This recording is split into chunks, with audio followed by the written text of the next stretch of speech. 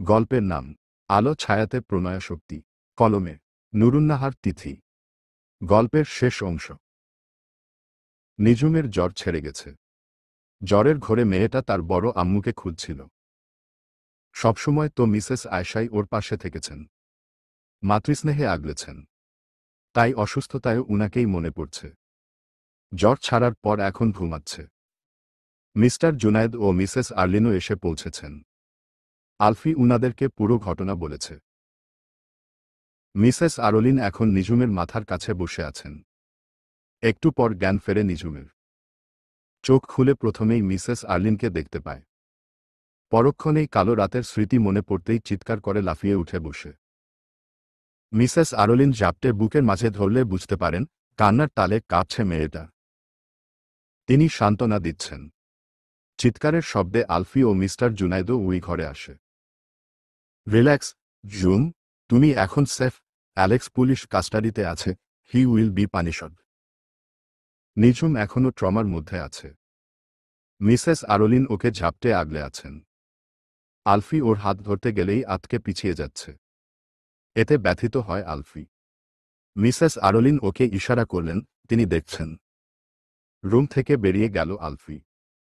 তারপর গাড়ি নিয়ে বাড়ি থেকেই বেরিয়ে গেল। আলফি এখন অ্যালেক্সকে যেই হসপিটালে ট্রিটমেন্টের জন্য নেওয়া হয়েছে সেখানে ও অ্যালেক্সকে রাখা কেবিনে দাঁড়িয়ে আছে, হাতে তার একটা ইনজেকশনের সিরিঞ্জ। অ্যালেক্সের এখন স্যালাইন চলছে। ঘুমে সে। আলফি বাঁকা হেসে ইনজেকশনটা স্যালাইনের বোতলে দিয়ে দিল। তারপর অ্যালেক্সের কানের কাছে গিয়ে ফিসফিস করে বলল, আমার ঝুম সুইটহার্টকে তুই হাত করতে চেয়েছিস। যেই হাত দিয়ে ছুঁয়েছিস সেই হাতের শিরা উপশিরা দিয়ে তোর শরীরে এই বিষ প্রবেশ করবে। যাকে আমি সামান্য ফুলের টোকাও দেইনি তাকে তুই। Best of luck. বলেই সেখানে থেকে বেরিয়ে গেল। কিছুক্ষণ যেতেই অ্যালেক্সের শরীরে এর প্রতিক্রিয়া শুরু হতে থাকে। হার্টবিট ক্রমাগত বাড়ছে। নার্স ও ডাক্তারদের ছোটাছুটি শুরু হয়ে গেছে। কিন্তু রাত গভীর হতেই আজ বৃষ্টি হচ্ছে। ঝুম বৃষ্টি। নভেম্বরের শুরুর দিকে অটোয়াতে উষ্ণতা খানিক থাকলেও ধীরে ধীরে তাপমাত্রা মাইনাসের দিকে ধাবিত হয়। নভেম্বরের শেষ তুষারপাতের শুরু হয়। এখন নভেম্বরের শুরুর অর্ধ। চাঁদের শুক্লপক্ষ চললেও মেঘের আড়ালে লুকায়িত চন্দ্রমা। নিঝুমের ঘুম ছুটে যায়। অন্ধকারে দেয়ালের দিকে চেয়ে থাকে খানিকক্ষণ। স্ট্রিট লাইটের আবছা আলোয় ঘরের জিনিসপত্র আবছা বোঝা যাচ্ছে। ঘড়ির কাঁটায় জানান দিচ্ছে রাত ৩টার মতো বাজে।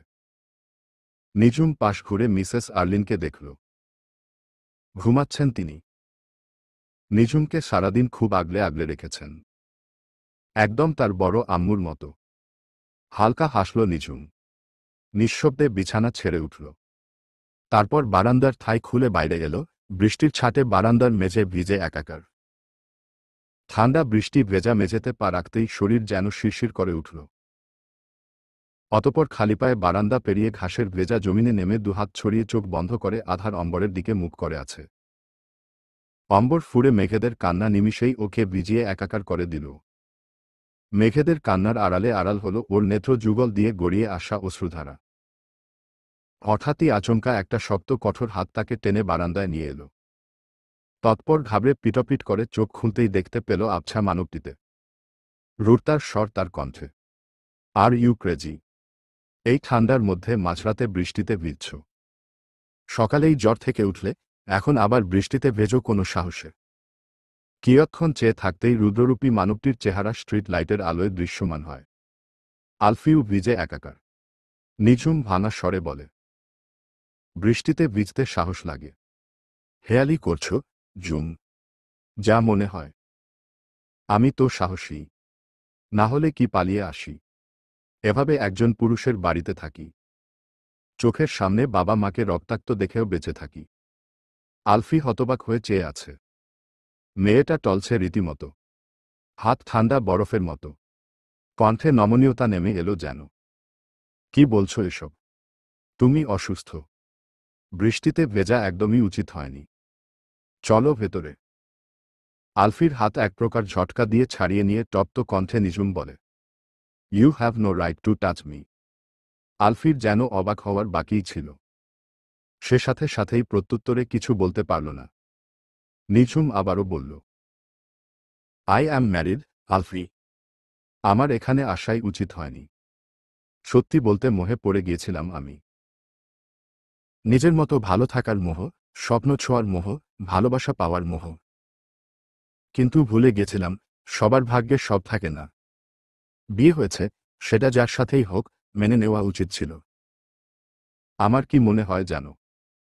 অ্যালেক্স আমাকে প্রস্টিটিউট ভেবেছে। তুমি ওকে বলেছিলে আমি ম্যারিড, কিন্তু ও দেখেছে আমি তোমার সাথে যাওয়া আসা করি, তোমার বাড়িতে থাকি, তাই হয়তো আমাকে ওরকম মেয়ে ভেবে আমাকে তুলে নিয়ে গিয়েছিল। আমি যদি জায়ানের সাথে থাকতাম, তাহলে কেউ আমাকে এত হীন ভাবত না। ওর ভয়েই মানুষ আমার দিকে চোখ তুলে তাকাতে পারত না। বড় আব্বু ঠিকই বলতো, আমি এতটাই অপয়া যে কোনোদিন নিজের জন্যই বিষ হয়ে দাঁড়াব। কথাগুলো তীরের মতো ক্ষতবিক্ষত করল আলফিকে। রাগে আলফির কপালের রগগুলো লাফাচ্ছে। নিঝুমকে কিছু বলার মতো কথা সে গোছাতে পারছে না। ফের নিঝুমের হাত ধরতে চাইলে নিঝুম দু পা পিছিয়ে যায়। তৎক্ষণাৎ আলফির রাগের বহিঃপ্রকাশ ঘটল। হেঁচকা টানে নিঝুমকে নিজের বুকের সাথে মিশিয়ে নেয়। নিজের আঙুলের স্পর্শ ওর কপাল থেকে গাল বেয়ে থুতনিতে এনে ঠেকাল। অতঃপর হিসহিসিয়ে বলল, এতক্ষণ যা বললে তা যেন পরবর্তীতে আর না শুনি। এই কথাগুলো যদি আমি অন্য কারো মুখ থেকে শুনতাম তবে তাকে। আর রইল অ্যালেক্স। ও ওর শাস্তি পেয়ে গেছে। আলফির চোখ মুখ দেখে নিঝুমের ভয় হতে শুরু করল। এই শক্ত বাহুডোর থেকে ছাড়া পেতে হাঁসফাঁস করতে লাগল।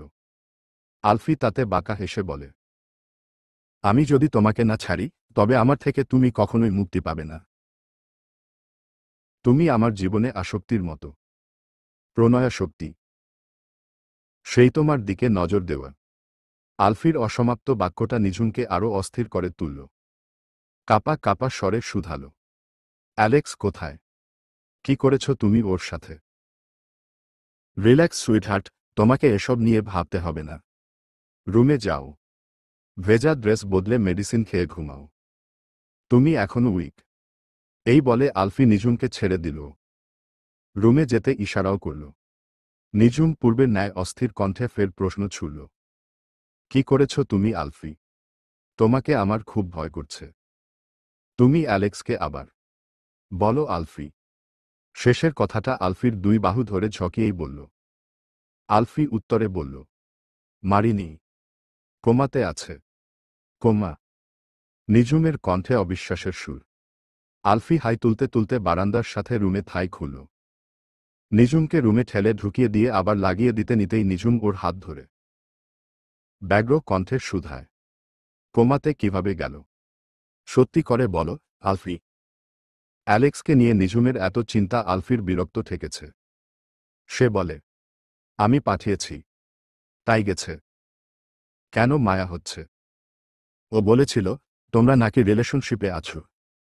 নিঝুম হতবাক হয়ে চেয়ে রইল। নিঝুমের এই নিস্তব্ধতার সুযোগে আলফি আজ প্রথমবার নিঝুমের সজ্ঞানেই নিঝুমের গালে নিজের ওষ্ঠ স্পর্শ করাল। অতর্কিত কাণ্ডে নিঝুম আলফিকে ধাক্কা দিয়ে সরিয়ে দিল। কিন্তু আলফি হাসছে আর বলছে, you are mine sweetheart, just mine. তারপর আর দাঁড়াল না, চলে গেল সেখানে থেকে। কিন্তু রেখে গেল হতচকিত নিঝুমকে। ঝড় বৃষ্টি স্নাত রাতের প্রহর শেষ হলেও নিঝুমের মনে ঘোর মেঘ জমেছে। গতকাল রাতের আলফির ব্যবহার তার মনে ভীতির সঞ্চার করেছে। তাই সকালের নাস্তার জন্য তাকে ডাকা হলেও সে রুম থেকে বের হচ্ছে না। নাস্তার টেবিলে বসে আলফি নিঝুমের অপেক্ষা করছে। কিন্তু বারবার ডাকা হলেও সাড়া না পেলে নিজে উঠে যায় ডাকতে। দরজায় টোকা দিয়ে ডাকে, ভেতর থেকে নিঝুম জবাব দেয়, আমার খিদে নেই। ইউনিভার্সিটিও যাব না। তাই পরে খাব। আলফি আরেকবার ডাকতে গিয়েও থেমে গেল। ঘুরে এসে টেবিলে বসে খেতে শুরু করল। মিস্টার জুনায়েদ এসব দেখে বলেন, আমার মনে হয় ও এখনো ভয় পাচ্ছে। আরেকটু সময় নিক। আলফি কোনো উত্তর দিলও না। খাওয়া শেষ করে বেরিয়ে গেল। এদিকে নিঝুম নির্ঝরকে কল করেছে, আমার অ্যাকাউন্টে টাকা পাঠা। বড় আব্বু জেনে গেলে যাক। নির্ঝরের মনে হলো নিঝুমের কিছু হয়েছে। সে বলল, সেটা পাঠালাম, কিন্তু তুই হুট করে বলছিস। কিছু হয়েছে? আর 2 দিন তোর ফোন বন্ধ ছিল কেন? নিঝুম এখানের ঘটনা বলে নির্ঝর ও বড় আম্মুকে চিন্তায় ফেলতে চাইল না। তাই বলল, ফোনে একটু প্রবলেম হয়েছিল। আমার আনা টাকাও খুব সামান্য আছে। তাছাড়া আমি রিয়েলাইজ করলাম, আলফি আমাকে অনেক হেল্প করেছে। তোকে তো সেদিন বললাম যে আমি আসলে এতদিন যাবৎ আলফির বাড়িতেই থাকছি, আলফির বাবা মাও আমাকে খুব ভালোবাসেন। কিন্তু আমার কাছে এখানে এতদিন থাকাটা ভালো দেখাচ্ছে না। আমি একটু আগে আমার এক ইন্ডিয়ান ফ্রেন্ড প্রিয়াকে মেসেজ করেছি, ও যেন আমার জন্য একটা থাকার জায়গা খুঁজে। নির্ঝর হতাশ নিঃশ্বাস ছেড়ে বলে, আমি আগেই বলেছিলাম, একটা প্রাপ্তবয়স্ক পুরুষের বাসায় থাকাটা ভালো দেখায় না। কিন্তু তার বাবা মাও আছে বলে থাকা যায়। যাই হোক, আমি টাকা পাঠাচ্ছি। তাছাড়া আমার মনে হচ্ছে জায়ান তোর বিষয় নিয়ে কনসার্ন না। না হলে ওর এত লিঙ্ক থাকতেও এতদিনেও তোকে খুঁজে পেল না। স্ট্রেঞ্জ। নিঝুম দীর্ঘ নিঃশ্বাস ছাড়ে। তার এখন মনে হচ্ছে জায়ান তাকে খুঁজে পেলে সে জায়ানের সাথে চলে যাবে। কিন্তু জায়ান যদি তাকে শাস্তি দেয়, এই ভয়টাও হচ্ছে তার। আলফিকে ইউনিভার্সিটি যাবে না বলেও আলফি অফিসে যেতেই নিঝুম ইউনিভার্সিটির নাম করে বেরিয়েছে। মিস্টার জুনায়েদ পৌঁছে দিবে বললেও নিঝুম রাজি হয়নি। সে প্রথমে প্রিয়া যেই ফ্ল্যাটে থাকে সেখানে যাবে। প্রিয়াই যেতে বলেছে। তারপর ক্লাস করতে যাবে। প্রিয়ার ওখানে গিয়ে দেখে ফ্ল্যাটে 3টা রুম ও একটা ডাইনিং ও কিচেন। প্রতিটা রুমের সাথে অ্যাটাচ বাথরুম আছে। এই ফ্ল্যাটে ওরা 6 জন মেয়ে থাকে। এর মধ্যে 2 জন ইন্ডিয়ান, একজন নেপালের, একজন পাকিস্তানের, একজন মেক্সিকান, একজন কানাডারি অন্য শহরের। ফ্ল্যাটের রুমগুলো তেমন বড়ও না। নিঝুম ঘুরে ঘুরে দেখে। প্রিয়া বলে, আমি ওদেরকে এখনো বলিনি। ওরা যদি রাজি হয় তবে তুই এখানেই উঠতে পারবি। কিন্তু রাজি না হলে, বুঝিসই তো, রেন্টের ডিস্ট্রিবিউশনেরও ফ্যাক্ট আছে। তবে আমি খোঁজ নিব আরও, তোকে জানাব। নিঝুম বলে, সাথে একটা পার্ট টাইম জবেরও খোঁজ করিস। করব। কিন্তু তুই হুট করে কেন আলফির বাড়ি ছাড়তে চাইছিস? তোদের মধ্যে ঝগড়া হয়েছে? ব্রেকআপ করে ফেলবি নাকি? প্রিয়ার কথা শুনে নিঝুম চমকায়। আলফির সাথে তার রিলেশন তো গড়েই উঠেনি, ভালোবাসার কথা বলার আগেই বিয়ে হয়ে গেল, তারপর আর বলেনি। নিঝুম বলে, আলফির সাথে আমার কোনো রিলেশন নেই। We are just friend. Priya অবাক হয়, অবাক কণ্ঠে বলে, জাস্ট ফ্রেন্ড? আমি তো ভাবলাম ও তোর বয়ফ্রেন্ড। কত কেয়ার করে তোর। তুই তো বলেছিলি, ওর মা বাবাও তোকে অনেক আদর করে। হু। কিন্তু আমাদের বন্ধুত্বটা প্রেমের সম্পর্কে যাওয়ার আগেই। থামে নিঝুম। প্রিয়াকে সে বিয়ের ব্যাপারে কিছু বলেনি। এমনকি মোনা ও নোয়াকেও না। নিঝুমকে চুপ করে যেতে দেখে প্রিয়া শুধায়, কি হলো? থেমে গেলি কেন? প্রেম হয়নি কেন? আমি আসলে ম্যারিড, বিয়েটা আমাকে জোরপূর্বক দেওয়া হয়েছে। আমি রাজি ছিলাম না। বড় আব্বু তার ব্যবসার লাভের জন্য আমাকে তার এক বিজনেস পার্টনারের সাথে বিয়ে দিয়েছেন। আমি বিয়ের আগে রুম বন্দি ছিলাম। তাই বিয়ে করে পালিয়ে এসেছি। বিয়েটা না হলে হয়তো আলফির সাথে আমার। যাই হোক, এখন আর সম্ভব না। প্রিয়া গালে হাত দিয়ে অবাক হয়ে শুনছে। তার মনে হচ্ছে নিঝুম মজা করছে। বিয়ে করে কেউ পালায় নাকি?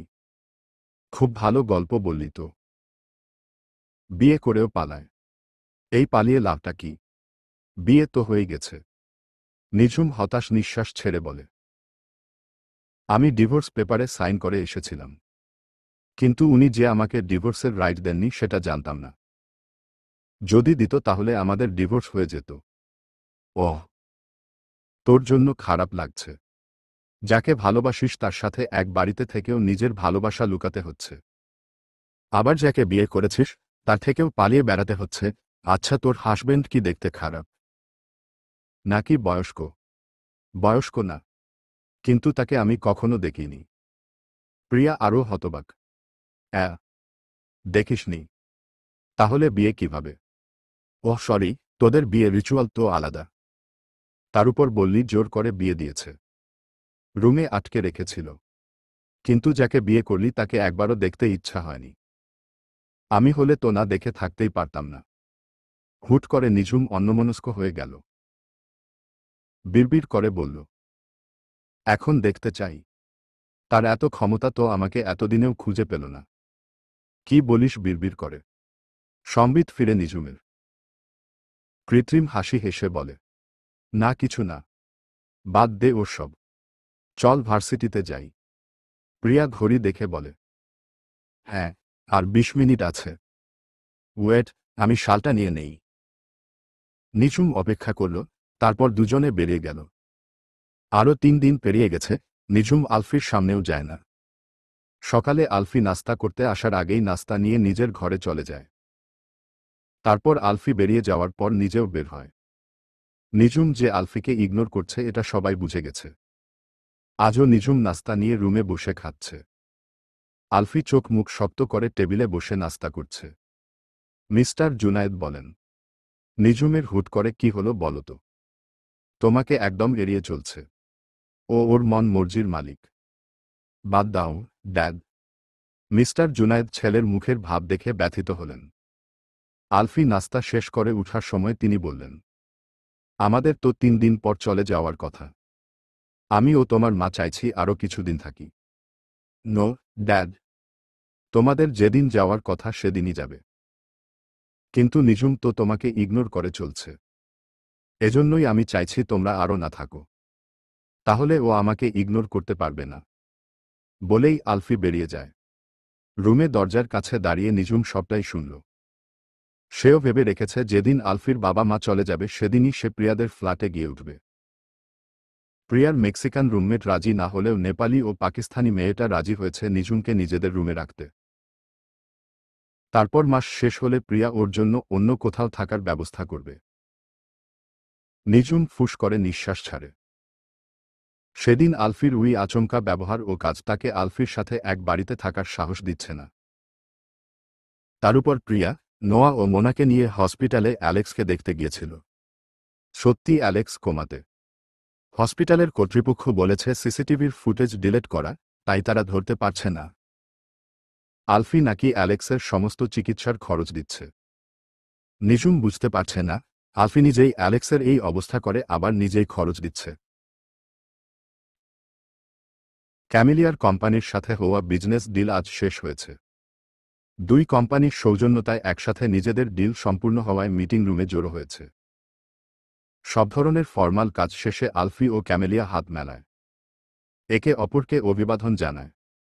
ক্যামেলিয়া আলফিকে বলে, I hope in future we will do more deals together. Alfie দুর্বোধ্য হাসল। ক্যামেলিয়া আরও বলল, let's celebrate this achievement. Of course, but not today. Okay, then this holiday. Okay. Camellia আলফির দিকে একটু ঝুঁকে ফিসফিস করে বলে, I have a very special surprise for you. Alfie বাঁকা হেসে বলে, অ্যান্ড আই হ্যাভ টু। ক্যামেলিয়ার মনে রংবেরঙের ফুল ফুটছে। জায়ান তাকে সারপ্রাইজ দিবে। তাহলে কি জায়ানের মনে সে জায়গা করে নিতে পেরেছে? আর তরও সইছে না তার। হুট করে সে জায়ানকে জড়িয়ে ধরে বলে, রাখি জায়ানই হলো আলফি। ক্যামেলিয়া ওর আলফি নামটা জানে না বলে। আকস্মিক কাণ্ডে আলফি চমকায় না, কিন্তু খুব সাবধানে ক্যামেলিয়াকে নিজের থেকে সরিয়ে মিটিং রুমে উপস্থিত মানুষদের দিকে ইশারা করে। তাতে ক্যামেলিয়া লজ্জা পেয়ে লাজুক ভঙ্গিতে সবার দিকে তাকায়। হলিডে আজ। মিস্টার জুনায়েদ ও মিসেস আরোলিন আজ নিউ ইয়র্কে ফিরে যাবেন। ৩ সপ্তাহ এখানে থেকেছেন উনারা। নিঝুম উনাদের বিদায় বেলায় খুব আবেগপ্রবণ হয়ে পড়েছে। মিসেস আর্লিনও নিঝুমকে ছাড়তে চাইছেন না। মিসেস আরোলিন বলে, I will miss you, dear. Me too, aunty. Mr Junaid নিঝুমের মাথায় হাত দিয়ে বলেন, তোমার সেমিস্টার শেষ হলে নিউ ইয়র্কে গিয়ে বেরিয়ে এসো। তখন তো তুষারে ঢাকা থাকবে সব। ৪ জন একসাথে বারবিকিউ অ্যান্ড চায়ের আড্ডা দিব। ওখানে আমাদের নেইবার বাঙালিরা মিলে পার্টিও করি। নিঝুম কৃত্রিম হেসে সায় দিল। তারপর উনারা বিদায় নিয়ে বের হল। আলফি উনাদের এয়ারপোর্ট পর্যন্ত এগিয়ে দিবে, তারপর ছোট একটা কাজ সেরে আসবে। সবাই চলে যেতেই নিঝুম নিজের ব্যাগপত্র গোছাতে শুরু করল। প্রিয়াকে সে বলে রেখেছে আজকে ওদের ফ্ল্যাটে আসবে। সব গোছগাছ করতে একটু সময় লেগে গেছে। তারপর নিজেও রেডি হয়ে বারান্দা দিয়ে বাড়ির পেছনের ও পাশের গাছগুলো দেখতে যায়। নভেম্বরের শেষ অর্ধ ও শীতের কাছাকাছি হওয়ায় বেশ কনকনে ঠান্ডা পড়েছে। আবহাওয়া অধিদপ্তর বলছে এই সপ্তাহেই তুষার পড়ার সম্ভাবনা আছে। তখন গাছগুলোতে এই শরৎকালে বর্ণিল সৌন্দর্য দেখা যাবে না। বিশাল জিঙ্কো গাছটার নিচে গিয়ে দাঁড়াল। পাশেই ২-৩টা ম্যাপল গাছ ও আপেল গাছ। এখানে আসার আগে হাতে করে নিজস্ব ডায়েরিটা নিয়ে এসেছে। শুকনো দুটো জিঙ্কো পাতা ও ম্যাপল পাতা তুলে নিয়ে ডায়েরিতে রেখে তারিখ সহ লাগানোর জন্য কস্টেপও নিয়ে এসেছে। যেদিন প্রথম এখানে এসেছিল, প্রায় ১.৫ মাস আগে, সেদিন ফ্রেশ দুটো জিঙ্কো ও ম্যাপল পাতা ডায়েরিতে লাগিয়ে তারিখ সহ লিখেছিল। জীবনের নতুন অধ্যায়ের সূচনা, নতুনভাবে স্বপ্ন পূরণের পথযাত্রা। আর আজ লিখল, আজকেই আলফির বাড়িতে আমার শেষ দিন। মন ও মস্তিষ্কের সাথে ক্রমাগত যুদ্ধ করে মনকেও মস্তিষ্কের পথে নিয়ে এসেছি। মন তো আবেগী। সারাজীবন মনকে প্রাধান্য দিয়ে এই প্রথম মনের বিরুদ্ধেই মনকে বুঝিয়ে ফেলেছি। ভালোবাসলেই পেতে হবে কেন? আমারটা না হয়ে আমি আমার মনেই দাফন করলাম। ভালো থাকুক সে। আমাকেও নিজের গন্তব্যে এগুতে হবে। গন্তব্য তো সেই অপ্রিয় মানুষটা, যাকে আমি দেখিনি। অদূর ভবিষ্যৎ আমার জন্য কি অপেক্ষা করছে তাও অজানা। এই অজানাই আমার হৃদয় হিয়ায় শঙ্কার দামামা বাজাচ্ছে। কিন্তু নিঝুম স্ট্রং। ছোট থেকেই স্ট্রং। সব প্রতিকূলতা ডিঙ্গিয়ে আলো ঠিক খুঁজে নিবে। জীবনে তো সে আলোর অন্বেষণেই বেঁচে আছে। শীতল শিশির জমা ঘাসের উপর বসে লেখাগুলো ডায়েরির পাতায় লিখে বুক ভরে শ্বাস নিল। চারিপাশে আরও একবার চোখ বুলাল। অতঃপর উঠে দাঁড়াল। প্রকৃতিতে সন্ধ্যা নেমে গেছে। মাগরিবের নামাজটা পড়েই আলফি এলেই বেরিয়ে যাবে। অনলাইনে ক্যাবও বুক করে ফেলেছে ইতোমধ্যে। নামাজ পড়ে উঠতেই বাহির থেকে গাড়ির হর্নের আওয়াজ আসে। আলফি এসেছে। মানসিকভাবে নিজেকে প্রস্তুত করে নিল। তারপর নিজের নীল রঙা বড় লাগেজটা টেনে বাড়ির সদর দরজার কাছে এসে দাঁড়াল। আলফি গাড়ি পার্ক করে দরজা খুলে বাড়ির ভেতরে ঢুকতেই নিঝুমকে দেখে। হাতে বড় লাগেজটা ধরে তৈরি হয়ে দাঁড়িয়ে মেয়েটা। আলফি ভ্রু কুঁচকাল। অতঃপর শুধাল, কি ব্যাপার?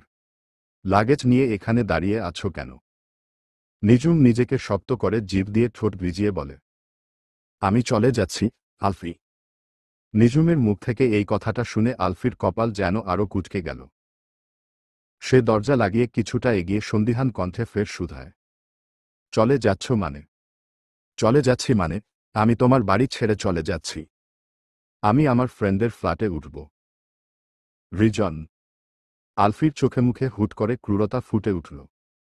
নিঝুম মৃদুস্বরে জবাব দিল, আমার মনকে আমি বুঝিয়ে ফেলেছি। তোমার সাথে একা এক বাড়িতে আমি থাকতে পারব না। ডিসিশনটা আমার আরও আগেই নিতে হতো, কিন্তু মনের কাছে বাধা ছিলাম। সেই বাঁধন আমি মুক্ত করে চলে যাচ্ছি। কথাটা শুনে আলফি এক পা দু পা করে নিঝুমের দিকে আগাচ্ছে। চোখমুখে চাপা রাগের আভাস। নিঝুম এতক্ষণ নিজেকে শক্ত করে রাখলেও এখন তার ভয় হচ্ছে। সেদিন রাতের আলফির সাথে এখন তার দিকে এগিয়ে আসা আলফির বড্ড মিল। এই আলফির সাথে একা এক বাড়িতে সে থাকতে পারবে না। নিঝুম ভীতপদে পেছোতে পেছোতে ডাইনিংয়ের চেয়ারের সাথে বাড়ি খাওয়ার আগেই আলফি ওর কোমর চেপে ধরে ফেলে। তারপর নিঝুমের কপালে জড়ো হওয়া চুলগুলো কানের পাশে গুজে দিয়ে নিজের তর্জনী আঙুল ওর কপাল থেকে গাল বেয়ে থুতনিতে ঠেকিয়ে বলে, বাঁধন তুমি একা মুক্ত করতে চাইলেই কি হবে? এর এক পাশ তো আমার দখলে। আলফির কথা ও কাজে আরও ভরকে উঠে নিঝুম। তোতলানো স্বরে প্রশ্ন ছুড়ে, মা? মানে? মানে বুঝতে পারছ না? অসহায় চোখে তাকায় নিঝুম। আলফি দুর্বোধ্য হেসে বলে, বুঝতে হলে তোমাকে আমার সাথে এক জায়গায় যেতে হবে। যাবে? নিঝুম মাথা দুই দিকে হেলিয়ে না করে অস্বস্তির সাথে আলফিকে ধাক্কা দিয়ে সরানোর চেষ্টা করতে করতে বলে, ক্যাব চলে আসবে। প্লিজ আলফি, আমাকে যেতে দাও। ছাড়ো আমাকে। চট করে আলফি ওকে ছেড়ে দিল। তারপর দু পা পিছিয়ে বলল, আলফি তোমাকে যেতে দিতে পারে এক শর্তে, তোমাকে এখন আমার সাথে এক জায়গায় যেতে হবে। Alfie, try to understand. No, you try to understand, Jhum sweetheart. এতদিন আমার কথা মেনে নিতে পেরেছ, আজ আলফি তোমাকে শেষবার রিকোয়েস্ট করছি। মানতে তোমাকে হবেই। এটাকে রিকোয়েস্ট বলে না। তাহলে অর্ডারই ভেবে নাও। বলেই সে আবারও এগুলো নিঝুমের দিকে। নিঝুম পেছোতে গিয়ে চেয়ারের সাথে পিঠে বাড়ি খায়। আলফির হাবভাবে বোঝা যাচ্ছে আলফি নিজের কথা না মানিয়ে তাকে যেতে দিবে না। অজ্ঞতা রাজি হল। ক্যাব ড্রাইভারও ইতোমধ্যে চলে এসেছে। নিঝুমের ফোনে কল এলে আলফি খপ করে ফোনটা নিয়ে নিজে কথা বলে। ক্যাব ড্রাইভারকে ডাবল টাকা দিয়ে ফিরে যেতে বলে। এরপর নিঝুমের লাগেজ সহ নিঝুমকে নিয়ে গাড়িতে উঠে। নিঝুম ভীত ও সন্দিহান হয়ে দেখছে। আলফি এখন নিঝুমকে নিয়ে নাইট ক্লাবে, যেখানে ক্যামেলিয়া বিজনেস ডিল অ্যাচিভমেন্টের পার্টি থ্রু করেছে, এখন সেখানেই যাচ্ছে। আজ নিঝুম জানবে তার পরিচয়, তার অধিকারবোধ। সন্ধ্যায় মিস্টার নয়ন বাড়িতে এসে নির্ঝরকে গলা ছেড়ে ডাকলেন। নির্ঝর সবেই অফিস থেকে ফিরেছে। শার্ট প্যান্ট বদলে রেস্ট করছিল, তখনই বাবার ডাকে নিচে নামে। মিস্টার নয়নের চোখ মুখে ক্রোধান্বিত ভাব। নির্ঝর ড্রয়িং রুমে গিয়ে দাঁড়ালে মিস্টার নয়ন বলেন, তুমি কানাডায় কাকে টাকা পাঠিয়েছ? তাও এত বড় অ্যামাউন্ট। তুমি জানো না ব্যবসায় এমনিতেই মন্দা অবস্থা? নির্ঝর ডোন্ট কেয়ার ভাবে বলল, যার টাকা তাকে। কাকে? কেন? তুমি জানো না? আমি তো ভেবেছিলাম তুমি বুঝে গিয়েছে এতক্ষণে। নিঝুম, হ্যাঁ। আর এই টাকা ওরই তো। চাঁদসুর বান্দরবনের কটেজ ও রিসোর্টের সব টাকা তো তোমার কাছেই আসে। 20 বছর হলে ওই কটেজ ও রিসোর্টের মালিক নিঝুম হবে। তাহলে ওর টাকা ও নিতে পারবে না। তুমি কিন্তু। মিস্টার নয়নকে কথার মাঝে থামিয়ে নির্ঝর আবার বলে, প্লিজ বাবা, এসব নিয়ে তর্কে যেও না। সামনের মাসেই নিঝুমের 20 বছর হবে। তারপর ওর সাথে বুঝে নিও। এই বলে নির্ঝর চলে যায়। রয়ে যায় হতভম্ব নয়ন চৌধুরী। গাড়ি এসে একটা নাইট ক্লাবের সামনে থামল। নিঝুম গাড়ির জানালা দিয়ে দেখল জায়গাটা। হঠাৎ আলফি তাকে এখানে কেন এনেছে সেটাই বুঝতে পারছে না। ভীষণ ভয় করছে তার। কোনো খারাপ উদ্দেশ্যে আনেনি তো। কিন্তু আলফিকে সে একটু হলেও বিশ্বাস করে। গাড়ি পার্ক করে আলফি গাড়ি থেকে নামল। তারপর নিঝুমের সাইডের দরজা খুলে নামতে বলল। গাড়ি থেকে নেমে দুজনে নাইট ক্লাবে প্রবেশ করে। নাইট ক্লাবের ভেতরটা কিছুটা অন্ধকার ও বিভিন্ন রঙের আলো জ্বলছে। নিঝুম শক্ত করে আলফির হাত চেপে ধরে বলে, তুমি আমাকে এখানে কেন নিয়ে এসেছ? জানতে পারবে। ওরা গিয়ে একটা সোফায় বসল। তখন শাহরিয়ার সেখানে আসলো, বলল, স্যার, সব অ্যারেঞ্জমেন্ট ডান। ওকে, একটা লেমন সোডা ও একটা রেড ওয়াইন অর্ডার করো। তারপর শাহরিয়ার ওয়েটারকে ডেকে অর্ডার দিয়ে পাশের সোফায় বসল। নিঝুম আশেপাশে চোখ বুলিয়ে দেখছে। মেয়েদের প্রায় সবার পরনে হাঁটুর উপরে কাঁধ খোলা ড্রেস। যদিও এটা ওদের সংস্কৃতিতে নরমাল। কিছুক্ষণ পরই লক্ষ্য করল একটা রেড ঝিকিমিকি লং কাঁধ খোলা গাউন পরিহিত মেয়ে হাতে শ্যাম্পেনের গ্লাস নিয়ে হাসি মুখে তাদের সামনে এসে দাঁড়িয়েছে। আলফি মেয়েটাকে দেখে উঠে দাঁড়াল। হ্যান্ডশেকের জন্য হাত বাড়ালে মেয়েটা সেটা অগ্রাহ্য করে জড়িয়ে ধরল। তারপর হাত ধরে নিয়ে যেতে চাইলে আলফি বাধা দেয়। বলে, sorry Camellia, I can't go with you. Camellia সন্দিহান দৃষ্টিতে তাকায়। Why? I have someone with me. বলেই আলফি নিঝুমকে দেখাল, সাথে সাথে নিঝুম অপ্রস্তুত হয়ে হাসল। ক্যামেলিয়া নিঝুমকে পা থেকে মাথা পর্যন্ত একবার তীক্ষ্ণ দৃষ্টিতে স্ক্যান করে আলফিকে উদ্দেশ্য করে প্রশ্ন ছুড়ল, হু ইজ শি? আলফি হয়তোবা এই প্রশ্নটারই অপেক্ষায় ছিল। সে তৎক্ষণাৎ নিঝুমের হাত ধরে নিজের কাছে টেনে এনে একাপাশে কাঁধ জড়িয়ে বলে, মিট মাই ওয়াইফ নিঝুম। হকচকিয়ে আলফির দিকে তাকালো নিঝুম। আলফিও ওর দিকে চেয়ে মুচকি হেসে ফের ক্যামেলিয়া হতবাক হওয়া মুখের দিকে ফিরে বলে, উপোস। Sorry, she is Mrs Zayan Ahmed. Mrs Zayan Ahmed সম্বোধন শুনে নিঝুমের হতচকিত মুখশ্রীতে সন্দেহের আভাস ফুটে উঠল। সে কিছু বলবে তার আগেই ক্যামেলিয়া অবিশ্বাসের সুরে প্রশ্ন ছুড়ে, she is your wife, Zayan? But how could that be possible? I never heard any news about your marriage. Because my face is still secret to everyone. And I am not a media person. আলফির জবাব শুনে camellia কৃত্রিম হেসে নিঝুম ও আলফিকে শুভ কামনা জানাল। এদিকে নিঝুম সব শুনে ওর মনে হতে থাকে, আলফি ধোঁকা দিয়েছে। নিজের পরিচয় লুকিয়ে এতদিন এসব করছে। চোখের কোণে অশ্রুরা ভিড় জমিয়েছে ক্ষণিকেই। টুপ করে অবাধ্য অশ্রুধারা তার গালে গড়িয়ে পড়ল। সে দ্রুত তা আড়াল করতে আলফির হাত নিজের কাঁধ থেকে ছাড়িয়ে ছুটে বেরিয়ে যাচ্ছে ক্লাব থেকে। আলফি তা দেখে মুচকি হেসে ক্যামেলিয়াকে বলে, actually she is not used to this type of environment. তারপর নিজেও নিজুমের পিছু যায়। ক্যামেলিয়া ধপ করে সোফায় বসে পড়ে হাতের শ্যাম্পেনের গ্লাসটা এক নিঃশ্বাসে শেষ করে। তারপর একটা ওয়েটারকে ট্রে ভর্তি করে ড্রিঙ্কস নিয়ে যেতে দেখে থামায়। তারপর তাকে সবগুলো ড্রিঙ্কসের গ্লাস রাখতে বলে। ওয়েটার রাখতেই ক্যামেলিয়া এক নিঃশ্বাসে সবগুলো সাবার করতে থাকে। পাশের সোফায় বসে শাহরিয়ার মুচকি হাসছে। ওয়েটারকে ইশারায় চলে যেতে বলে। নাইট ক্লাবের বাহিরে এসে নিঝুম বুকে হাত দিয়ে শ্বাস নিচ্ছে। চোখ দিয়ে অনবরত অশ্রুর দরিয়া বইছে। মনের ভেতর অন্যরকম যন্ত্রণা হচ্ছে তার। নিজেকে পৃথিবীর সর্বশ্রেষ্ঠ বোকা মনে হচ্ছে। একটা মানুষের সাথে এতদিনের পরিচয়, এক বাড়িতে ১.৫ মাস ধরে থাকল, মানুষটা তাকে অবলীলায় নিজের বাবা মায়ের সাথে পরিচয় করাল। তারপরও সে বুঝতে পারল না। নিজের এই বোকামির জন্য নিজের ২ গালে নিজেরই চড় মারতে ইচ্ছে করছে। অতঃপর বড় বড় শ্বাস নিয়ে চোখ মুছে ঘোলা দৃষ্টিতে একদিকে যেতে চাইলে হাতে টান অনুভব করে। তৎক্ষণাৎ রাগের পারদ আকাশ ছুঁয়েছে। ঘুরে সাথে সাথে হাত ধরা ব্যক্তিটিকে থাপ্পড় মারতে চাইলে ব্যক্তিটি হাত ধরে ফেলে। উল্টো টেনে নিজের বুকের সাথে মিশিয়ে কপাল থেকে গাল বেয়ে থুতনিতে আঙুল ঠেকিয়ে বলে, এত রাগ? রাগলে তোমাকে চেরি টমেটোর মতো লাগে, জুম সুইটহার্ট। নিঝুম নিজেকে ছাড়ানোর জন্য আপ্রাণ চেষ্টা করছে।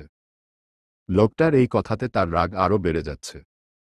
অন্য সময় হলে হয়তো সে লজ্জা পেত, কিন্তু নিজের সাথে হওয়া ধোঁকার জন্য রাগ হচ্ছে। আলফি চট করে নিঝুমের বাম গালে গভীরভাবে ঠোঁট ছুঁয়ে দেয়। পাবলিক প্লেসে আকস্মিক কাণ্ডে নিঝুম হতবুদ্ধির মতো মূর্তিমন্ত হয়ে যায়। আলফি হালকা হেসে বলে, সেদিন তোমার ডান গালে চুমু দিয়েছিলাম, আজ বাম গালে। ২ গালেই ইকুয়েল ইকুয়েল। তারপর নিঝুমের হাত টেনে আবার নাইট ক্লাবের ভেতরে নিয়ে যাচ্ছে। নিঝুম যেতে চাইছে না বলে বাধা দিচ্ছে, কিন্তু আলফি সেসবের তোয়াক্কাও করছে না। ক্যামেলিয়া এখন আর নিজের হুঁশে নেই। মাতাল অবস্থায় বিড়বিড় করছে। তারপর আলফি ও নিঝুমকে আসতে দেখে উঠে ছুটে যায় সেখানে। আলফির বুকে আছড়ে পড়তে চাইলে শাহরিয়ার ধরে ফেলে। ক্যামেলিয়া কাঁদছে খুব। কাঁদতে কাঁদতে বলছে, you can't do this to me, Zayan. I love you. You know, I love you so much. And বলতে বলতে হাঁপাচ্ছে ক্যামেলিয়া। আলফি শাহরিয়ারকে ইশারা করলে শাহরিয়ার ধরে বসায়। তারপর ক্যামেলিয়া বলতে থাকে। ক্যামেলিয়ার মুখ নিঃসৃত প্রতিটি শব্দ ভিডিওসহ রেকর্ড হচ্ছে ক্যামেরায়। নিঝুম অবাক ও হতভম্বের মতো ক্যামেলিয়ার স্বীকারোক্তি শুনছে। ক্যামেলিয়া যে সেদিন জায়ানের ড্রিঙ্কসে কিছু মিশিয়েছিল, তারপর রুমে নিয়ে নিজেই জায়ানের শার্ট খুলে শুয়ে রাখে, তারপর সবকিছু এলোমেলো করে নিজেকেও বেড কভারে পেঁচিয়ে পাশে শুয়ে পড়ে। সব স্বীকার করে ক্যামেলিয়া। নিঝুম প্রতিটা সত্য শুনে তাজ্জবের মতো নেশায় বুঁদ হওয়া ক্যামেলিয়াকে দেখছে। মেয়েরা চাইলে কাউকে ধ্বংস করতে সবকিছু করতে পারে, এটা সে শুনেছিল, কিন্তু আজ সেটার চাক্ষুষ প্রমাণও পেয়ে গেল। ক্যামেলিয়া সব বলা শেষে হুট করে আলফির গায়ে হামলে পড়ে বলে, please Zayan, love me, leave her please, I love you, babe. You don't know how much I love you. Please give me one chance. Camellia উন্মাদের মতো করছে। যদিও নেশাগ্রস্ত ও উন্মাদের মধ্যে পার্থক্য নেই। আলফি ওকে নিজের থেকে ছাড়িয়ে বেশ জোরেই ধাক্কা দেয়। তারপর শাসিয়ে বলে, don't mess with me again. I am warning you. Tomorrow you will find the consequences. বলেই আলফি শাহরিয়ারকে ইশারায় ক্যামেলিয়াকে সামলাতে বলে নিঝুমের হাত ধরে নাইট ক্লাব থেকে বেরিয়ে গেল। নিঝুম গাড়িতে উঠার আগ পর্যন্ত একটা কোথাও বলেনি। গাড়িতে উঠে আলফি যখন গাড়ি স্টার্ট দিল তখন নিঝুম তার বান্ধবীর ফ্ল্যাটের ঠিকানা বলল। অবাক হল আলফি। বলল, সিরিয়াসলি? তুমি এখনো তোমার ফ্রেন্ডের ফ্ল্যাটে যেতে চাচ্ছ? But why? এখন তো সবকিছু তোমার সামনে পরিষ্কার। Now you know, I am your husband. Nijhum ঘুরে তাকালো আলফির দিকে। শীতল চাহনি তার। অতঃপর বলল, তুমি আমাকে বিট্রে করেছ, আলফি। উপোস সরি। মিস্টার জায়ান আহমেদ, শুরু থেকে সবকিছু আপনি জানতেন। আপনার সাথে আমার বিয়ে হচ্ছে সেটাও জানতেন, কিন্তু আমাকে বলেননি। না বলে আমাকে ওই সিচুয়েশনে ফেলে দিয়েছিলেন। তারপর আমাকে বিয়ের রাতেই বিয়ে হওয়ার পরও পালিয়ে আসতে সহমত দিয়েছেন। আলফি নিঝুমের কথাগুলোর প্রত্যুত্তরে কিছু বলল না। নিঝুমকে বলার সুযোগ দিল। নিঝুম আরও বলছে, এসব করে কি পেয়েছেন বলতে পারেন? আপনি কি ভেবেছিলেন সত্যটা আমি জানতে পারব না? সারাজীবন আমার থেকে সত্যটা লুকিয়ে যাবেন? কিন্তু মিস্টার জায়ান, সত্যটা সামনে না আসা ছাড়া আর কোনো উপায় তো ছিল না। আলফি সেজে আমার মন জয় করতে চেয়েছিলেন। আমি যতক্ষণ আপনার স্ত্রী ততক্ষণ পর্যন্ত আপনি নিজেও আলফি হয়েও আমাকে বিয়ে করতে পারবেন না। তাহলে কেন? আপনি আমার মনের অবস্থা বুঝতে পারছেন। এই ১.৫ মাস আমার মনের ওপর দিয়ে কি গিয়েছে আপনি জানেন। বলতে বলতে খুব কাঁদছে নিঝুম। বারবার চোখ মুছলেও অবাধ্য অশ্রুধারা বইছে তো বইছেই। আমি আলফিকে ভালোবাসতাম। ওর সাথে যখন থেকে অনলাইনে পরিচয় বাড়তে লাগল, তখন থেকে ওর সাথে কথা বলতে আমার ভালো লাগতে শুরু করে। আমি অনুভব করতে থাকলাম, ওই ভিনদেশী মানুষটার মনেও বুঝি আমাকে নিয়ে কিছু আছে। তাই তার কাছে যাওয়ার জন্য আমি নতুন করে স্বপ্ন গোছাতে শুরু করলাম। সেই স্বপ্নকে আপনি জায়ান রূপে এসে ভাঙলেন। তারপর আলফি রূপে আমাকে সাহস দিলেন। এসব কেন? আপনি তো তখনই আমাকে বলতে পারতেন, জায়ান আহমেদই আলফি। কেন এতগুলো দিন এত লুকোচুরি? নিজের পরিচয় লুকানোর কেন এত প্রচেষ্টা? কথাগুলো বলা শেষ করে নিঝুম লম্বা করে শ্বাস নিচ্ছে। কান্নার তোরে কথাগুলো বলতে বারবার জড়িয়ে যাচ্ছিল। এখন সে হাঁপাচ্ছে। ওর অবস্থা দেখে আলফি পানির বোতল খুলে এগিয়ে দিল, নিঝুম ছাড়া দিয়ে ফেলে দিল। আলফি শান্তভাবেই বোতলটা উঠাল। গাড়িতেও পানি পড়েছে। তারপর নিঝুমকে জোর করে টেনে এনে মুখের সামনে পানির বোতল সেধে বলল, যদি পানি না খাও তাহলে কিন্তু আমি এবার তোমার ঠোঁটে কিস করব। ওই অবস্থায়ও হকচকায় নিঝুম। আলফি ওর দিকে মুখ এগুতে নিলে দ্রুত পানির বোতলটা নিয়ে পানি পান করে। তা দেখে বাঁকা হাসে আলফি। নিঝুম বুকে হাত দিয়ে চোখ বন্ধ করে সিটে হেলান দিয়ে নিজেকে স্বাভাবিক করছে। আলফি গাড়ি স্টার্ট করে বলল, সরি, আমি তোমাকে তোমার ফ্রেন্ডের ফ্ল্যাটে যেতে পারমিশন দিব না। নিঝুম ফট করে চোখ খুলে ভ্রু কুঁচকে তাকায়। তারপর তীক্ষ্ণ স্বরে বলে উঠে, আমি তোমার পারমিশন চাইনি। চাওনি, কিন্তু আমার পারমিশন ছাড়া আমার ওয়াইফ অন্য কারো প্লেসে গিয়ে উঠবে, সেটা আমি মানতে পারব না। আলফি, দেখুন মিস্টার জায়ান, আপনি জোর করে বিয়ে তো করেছেন, কিন্তু জোর করে আমাকে নিজের সাথে রাখতে পারবেন না। জায়ান জোর করলে সবই পারে। জোর করলে এতদিন তুমি আমার সাথেই আপার ফ্লোরে থাকতে। তাই আমাকে জোর করতে বাধ্য করো না। নিঝুম মনে মনে ভীত হলেও প্রকাশ করল না। সে ওই বাড়িতে যাবে না। ওই বাড়িতে এই লোকের সাথে একা থাকা মানে। আর ভাবতে চাইল না। লোকটা তাকে ধোঁকা দিয়েছে, তার বিশ্বাস ও সরলতার সুযোগ নিয়েছে। এত সহজ না সব ভুলে যাওয়া। মনের ভেতর বারবার এতদিন নিজের মনের সাথে করা জোরযুদ্ধগুলো মন পড়ছে, সহজ ছিল না নিজেকে বুঝানো। নিঝুম তাচ্ছিল্য করে বলল, আপনি আমার মনের অবস্থা বুঝতেই চাইছেন না। আমার মন তো সস্তা আপনো কাছে। আমার ফিলিংসের কোনো দাম নেই আপনার কাছে। হাত থাকবে কি করে? আপনার উদ্দেশ্যই ছিল আমার মন নিয়ে খেলা।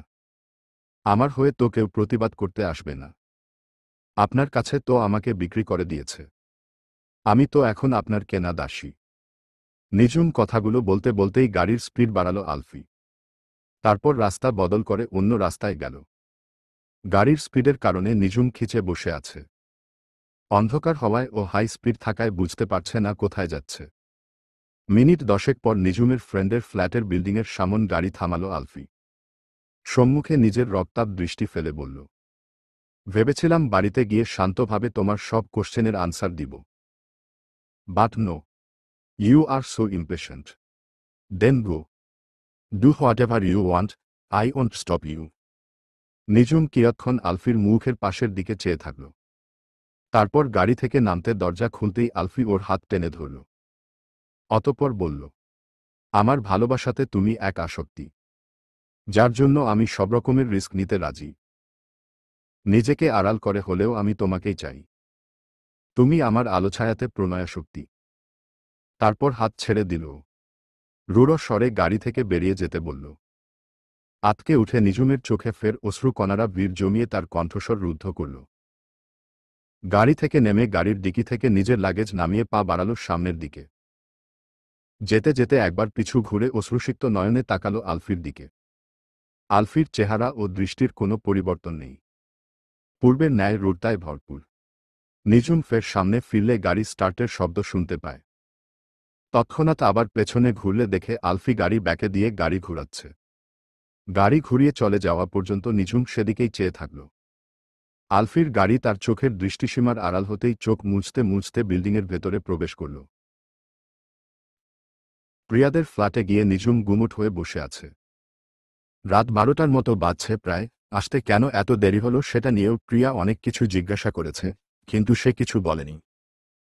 রাত গভীর হতে গভীরতর হচ্ছে, কিন্তু ঘুম নেই নিঝুমের চোখে। অন্ধকার রুমটিতে সে থাই লাগানো বন্ধ জানালার ধারে পর্দা সরিয়ে বসে আছে। আকাশে ফুটফুটে চাঁদ মনের মাঝে একরাশ অশান্তি নিয়ে বসে আছে। যতই মনকে বোঝাচ্ছে উইলোকের কথা চিন্তা করবে না, ততই বেশি করে মনে পড়ছে। রাত প্রায় 2টার দিকে পাকিস্তানি মেয়েটা নাম রেহাম ওয়াশরুমে যাওয়ার জন্য উঠে। সে নিঝুমকে জানালার ধারে মাথা ঠেকিয়ে বসে থাকতে দেখে উর্দুতে জিজ্ঞাসা করে, তুমি ঘুমাওনি? এখনো জেগে আছো যে? নিঝুম হালকা হাসার চেষ্টা করে ভাঙা ভাঙা উর্দু ও হিন্দি মিলিয়ে জবাব দেয়, এমনিতেই ঘুম আসছে না। বাংলাতে লেখা হলো। নিঝুমের জবাব শুনে রেহাম এসে নিঝুমের সামনে বসে। তারপর ওর হাত ধরে মোলায়েম স্বরে বলে, আমি জানি তুমি আলফিকে ভালোবাসো, কিন্তু তুমি তো জানো এটা ঠিক না। এজন্যই তুমি মনকে শক্ত করে সেখানে থেকে চলে এসেছ। মনকে বোঝাতে কষ্ট হলেও কিছু তো করার নেই। রেহামের কথা শুনে নিঝুম নীরব হাসে। তারপর বলে, যদি কখনো জানতে পারো তোমার হাসবেন্ড তোমাকে নিজের সম্পূর্ণ পরিচয় না জানিয়ে বিয়ে করেছে, তাহলে তুমি কি করবে? রেহাম চিন্তিত হল। কিছু একটা চিন্তা করে বলল, আমার কথা বলতে গেলে ডিপেন্ড করে সিচুয়েশনের উপর। আর সে নিজের কোনো পরিচয় আড়াল করেছে সেটার উপর। যদি এমন বের হয় যে সে আমাকে দেখিয়েছে সে খুব ভালো মানুষ, ভালো চরিত্রের মানুষ, কিন্তু বাস্তবে তা না। বিয়ের কিছুদিন পর জানতে পারলাম সে সম্পূর্ণ অপোজিট চরিত্রের, তাহলে অবশ্যই আমি তার থেকে নিজেকে সরিয়ে নেব। খোলা তালাকের নোটিশ পাঠাবো। কিন্তু তোমার ক্ষেত্রে তো এমন না। তুমি তো বিয়ের আগে থেকেই জানো তোমার হাসবেন্ড মাফিয়া, তারপর বললে তার নামে রেপ এলিগেশনও আছে। আমি বলবো তোমার উচিত তোমার হাসবেন্ডের সাথে দেখা করা, কথা বলা, তারপর দুজনে মিলে ডিসিশন নাও। নিঝুম হতাশ নিঃশ্বাস ছাড়ল। তারপর বলল, জানো তার নামের রেপ এলিগেশনটা মিথ্যা। রিয়েলি? কিভাবে জানলে? আলফি প্রমাণ দিয়েছে। ওয়াও! আলফি দেখছি তোমাকে তোমার হাসবেন্ডের সাথে মিলাতে খুব আগ্রহী। এমনিতে ছেলেটা খুব ভালো। তোমার যেহেতু পসিবিলিটি নেই, তাহলে আমি ভাবছি আলফিকে জানাবো, সে আমারও ক্রাশ। রেহামের শেষের কথা শুনে নিঝুম চমকাল। বলল, আলফি তোমার ক্রাশ? হ্যাঁ, আমাদের ইউনিভার্সিটিতে মেয়েদের হার্টথ্রব যা বলে 5 জন আছে। আলফি, অ্যালেক্স, বিবিএ ডিপার্টমেন্টের 3য় ও 4র্থ বর্ষের 2 জন, আরেকজন প্রথম বর্ষ কিন্তু কোনো ডিপার্টমেন্ট জানি না। সে তো আমার জুনিয়র। বিবিএ ডিপার্টমেন্টের 3য় বর্ষের জন আমার ব্যাচমেট, যে কি না অ্যালেক্সের মতো স্বভাবের। আর 4র্থ বর্ষের জন তার গার্লফ্রেন্ডের প্রতি খুবই লয়াল। আর বাকি রইল আলফি। সে যতটা রিজিড মেয়েদের প্রতি, আমরা ভাবতাম তারও হয়তো গার্লফ্রেন্ড আছে। অবশ্য ছিল। তুমি। কিন্তু তোমার তো বিয়ে হয়ে গেছে। এখন তো সে সিঙ্গেল। হুট করে নিঝুমের জেলাস ফিল হচ্ছে। রেহাম মেয়েটা অত্যাধিক সুন্দর। নিজেকে রেহামের সাথে তুলনা করলে রেহামকেই সুন্দরী বলা চলে। প্রাকৃতিকভাবে ব্রাউনিশ সিল্কি চুল, চোখের মণিও ব্রাউন, ফর্সা বর্ণের সুন্দর মুখশ্রী মেয়েটির। সেখানে সে রেহামের থেকে এক শেড ডার্ক। আলফি যদি তার আগে রেহামকে দেখত তাহলে হয়তো রেহামকেই পছন্দ করত। কিন্তু পরক্ষণেই নিঝুমের মনে হয় ক্যামেলিয়াও কম সুন্দর না। আলফি যেই পরিবেশে বড় হয়েছে তার মধ্যেও আলফি তাকে ভালোবেসেছে। এটা ভাবনায় আসতেই তার মন ভালো হয়ে যায়। মুচকি হাসে সে। নিঝুমকে মুচকি হাসতে দেখে রেহামও হেসে শুধায়, কি হলো? হঠাৎ খুশি খুশি লাগছে। কিছু না, তুমি ঘুমাও। আমারও ঘুম আসছে। আচ্ছা, ঘুমাও তবে। তারপর রেহাম ওয়াশরুমে গেল, নিঝুমও শুয়ে পড়ল। এদিকে আলফি এই ঠান্ডার মধ্যে ব্যালকনিতে হুইস্কির বোতল নিয়ে বসে আছে। নিঝুম তার কথা না শুনে চলে গেল।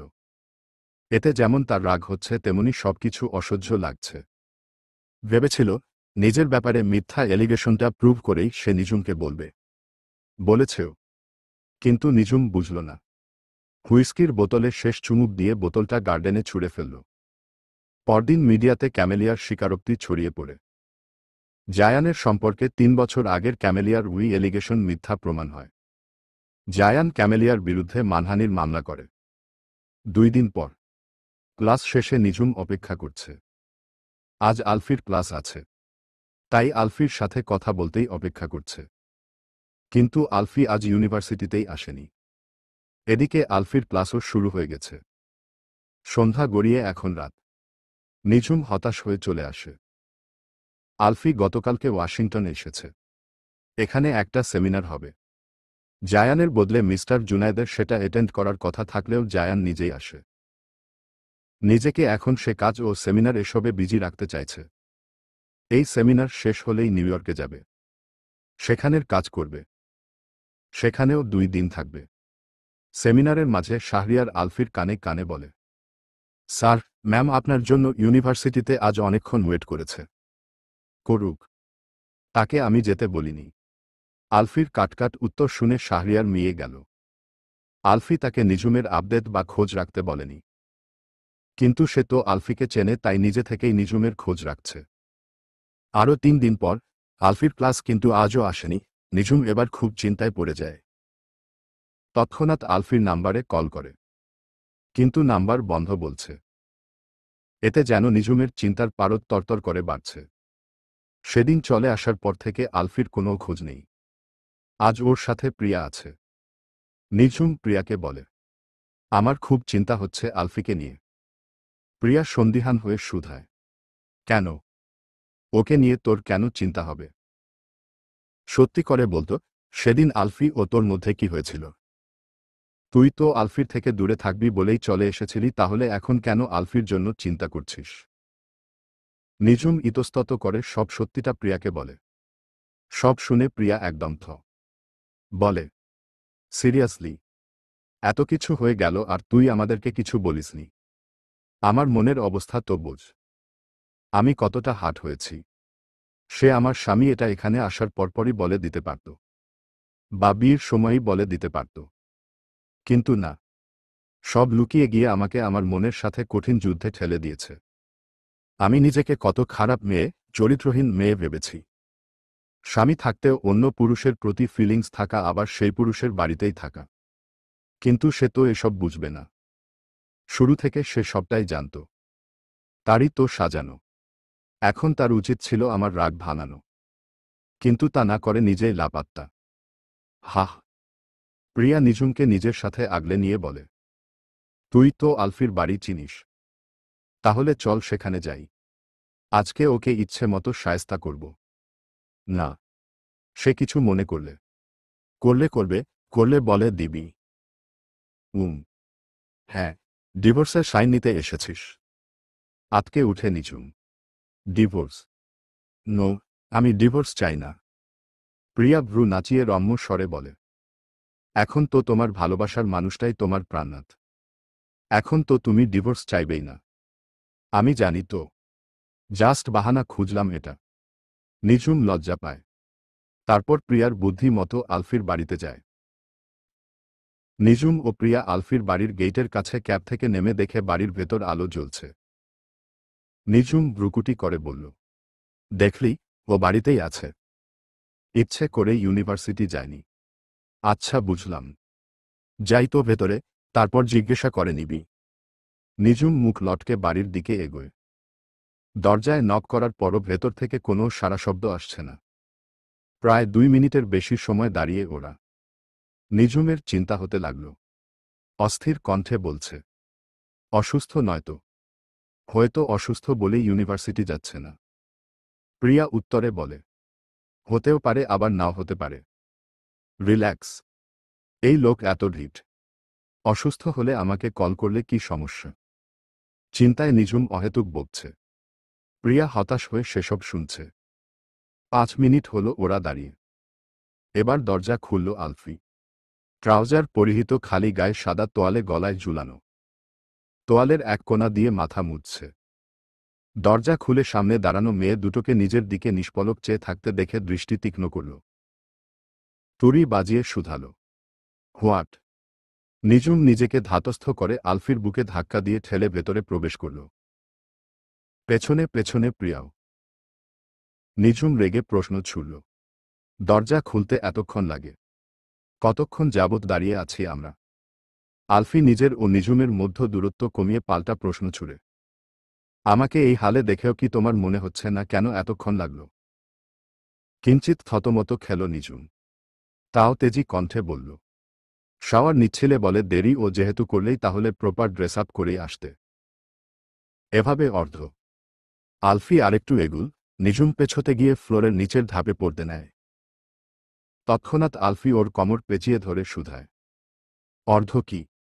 সেন্টেন্স ফিনিশ করো। নিঝুম নিজেকে আলফির বাহুবন্ধন থেকে ছাড়িয়ে নিয়ে কটমট দৃষ্টিতে তাকিয়ে বলে, কিছু না। আলফিও পাত্তা না দিয়ে পিছিয়ে গিয়ে চুল মুছতে মুছতে ডাইনিং টেবিলের কাছে যায়। তারপর গ্লাসে পানি ঢালতে ঢালতে বলে, suddenly you guys here, what happened? নিঝুমের আগেই প্রিয়া উত্তর দেয়, তুমি ইউনিভার্সিটি যাচ্ছ না এজন্য নিঝুম টেন্সড হয়ে গেছিল। তৎক্ষণাৎ নিঝুম পেছনে ঘুরে প্রিয়াকে চোখ রাঙায়। প্রিয়া মুখ চেপে হাসে। আলফিও মুচকি হাসে। নিঝুম সামনে ফিরে চেহারায় শক্ত প্রতিচ্ছবি রেখে বলে, তোমার সাথে আমার জরুরি কথা আছে। পানি খেতে খেতে বলে, হু বলো। I want divorce. চমকায় আলফি। গ্লাসটা বেশ শব্দ করে টেবিলে নামায় কিন্তু রাখে না। খুব শক্ত করে জোরালো মুষ্টিতে গ্লাসটা ধরে আছে। সেদিকে নজর যেতেই নিঝুম মৃদু ঢোক গিলে। আলফি যে রেগে গেছে সেটা সে বুঝতে পারছে।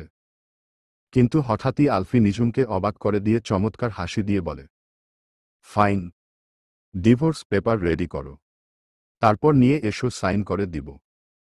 কথাটা শুনে নিঝুম হতবাক হয়ে যায়। কিয়ৎক্ষণ চেয়ে থাকে আলফির চোখের দিকে। প্রিয়াও অবাক। সে বুঝতে পারেনি তার বুদ্ধি এত বাজেভাবে ফ্লপ খাবে।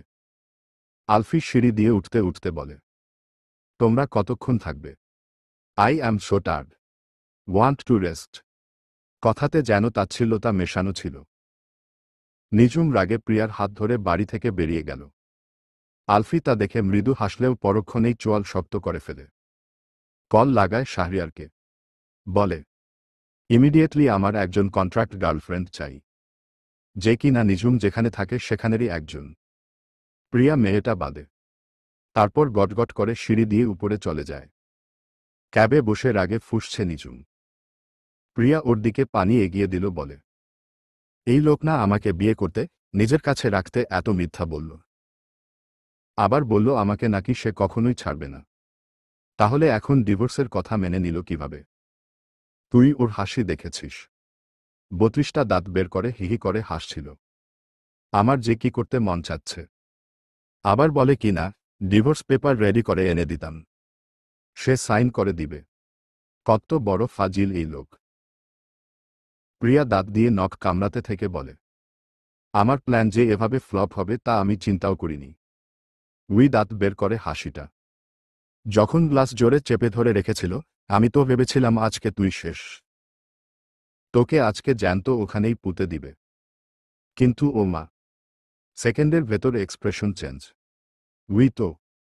নিজের 32টা দাঁত বের করে হাসছিল। ইচ্ছে করছিল পুতা দিয়ে ভেঙে গুড়িয়ে দেই একেবারে। তারপর নিঝুম পানির বোতল নিয়ে এক শ্বাসে পুরো বোতলের পানি পান করল। প্রিয়া ভাবুক স্বরে শুধালো, তো এখন কি করবি? এই প্ল্যান তো ফ্লপ। ডিভোর্স পেপার রেডি করবি নাকি? মোটেও না। আমি কিছুই করব না। তার ডিভোর্স দেওয়ার শখ হলে নিজে দিক, কিন্তু তুই তো আগে ডিভোর্সের কথা তুললি। তোকে যদি জিজ্ঞাসা করলে। কিছু ভাবল নিঝুম। তারপর বলল, আমি তো এখানে আসার আগেই ডিভোর্স পেপারে সাইন করে এসেছি। সেটা নিশ্চয়ই তার কাছে আছে। না থাকলে না থাক, আমি তো আমার কাজ কবেই শেষ করে এসেছি। জিজ্ঞাসা করলে বলব, আমি অনেক আগেই আপনাকে ডিভোর্স পেপারে সাইন করে পাঠিয়ে দিয়েছি। তাও ঠিক, তুই তোর দিক থেকে ক্লিয়ার। কিন্তু আমি না কোনোভাবেই আলফির এই হঠাৎ পরিবর্তন হজম করতে পারছি না। মানে তোর কথা শুনে মনে হয়েছিল he is damn possessive about you. তারপর অ্যালেক্সের কি অবস্থায় না করেছিল। হজম হচ্ছে না রে। প্রিয়ার কথাগুলোও নিঝুমের ভালো লাগছে না। হুট করে মাথাও ধরছে। সে বিরক্তি নিয়ে বলে, হজম না হলে হজমের মেডিসিন খা। তাও আমার মাথা খাস না। তারপর চোখ বন্ধ করে সিটে হেলান দিল। প্রিয়া ঠোঁট উল্টে চেয়ে রইল ওর দিকে। 3 দিন পর বিকেলে ক্লাস শেষে নিঝুম নিজের রাগের সাথে যুদ্ধ করে আলফিকে এক পলক দেখতে অপেক্ষা করতে সিদ্ধান্ত নিল। হঠাৎ দেখল আলফি গাছের কাছে দাঁড়িয়ে। এত জলদি আলফিকে ক্যাম্পাসে দেখে নিঝুম সন্দিহান হল। একটু এগিয়ে দেখল আলফির সামনে একটা মেয়ে। একটা মেয়ের সাথে আলফি কথা বলছে। অবাক হয় নিঝুম। এমনিতে কোনো মেয়ের সাথে কথা বলতে দেখলে এতটাও অবাক হতো না যতটা রেহামের সাথে কথা বলতে দেখে অবাক হয়েছে। দুজনের কথা বলার ভাবসাবে মনে হচ্ছে দুজনের মধ্যে খুব ফ্রেন্ডলি সম্পর্ক। অথচ আলফির সাথে ক্যাম্পাসের এখনকার কোনো মেয়ের সাথেই ফ্রেন্ডলি সম্পর্ক নেই। 5 বছর আগে যখন গ্র্যাজুয়েশন করেছিল, তারপর এখন মাস্টার্সে ভর্তি হওয়ার পর তো অফিস ও সপ্তাহে 2 দিন ক্লাসের জন্য ক্লাস টাইমেই আসা। মেয়েদের তেমন পাত্তাও দেয় না। তাহলে রেহামের সাথে বন্ধুত্ব কবে হলো? এটাই খুব ভাবাচ্ছে নিঝুমকে। তখন নিঝুমের পাশে প্রিয়া এসে দাঁড়াল। প্রিয়া এখনো আলফিকে দেখেনি। কি রে, এখানে এভাবে দাঁড়িয়ে কি দেখছিস? নিঝুম ইশারায় আলফি ও রেহামকে দেখায়। প্রিয়া তা দেখে সন্দিহান হয়ে বলে, রেহাম আলফির সাথে কি করছে? দেখছিস না, কথা বলছে। নিঝুমের এখন রাগ লাগছে আলফির উপর।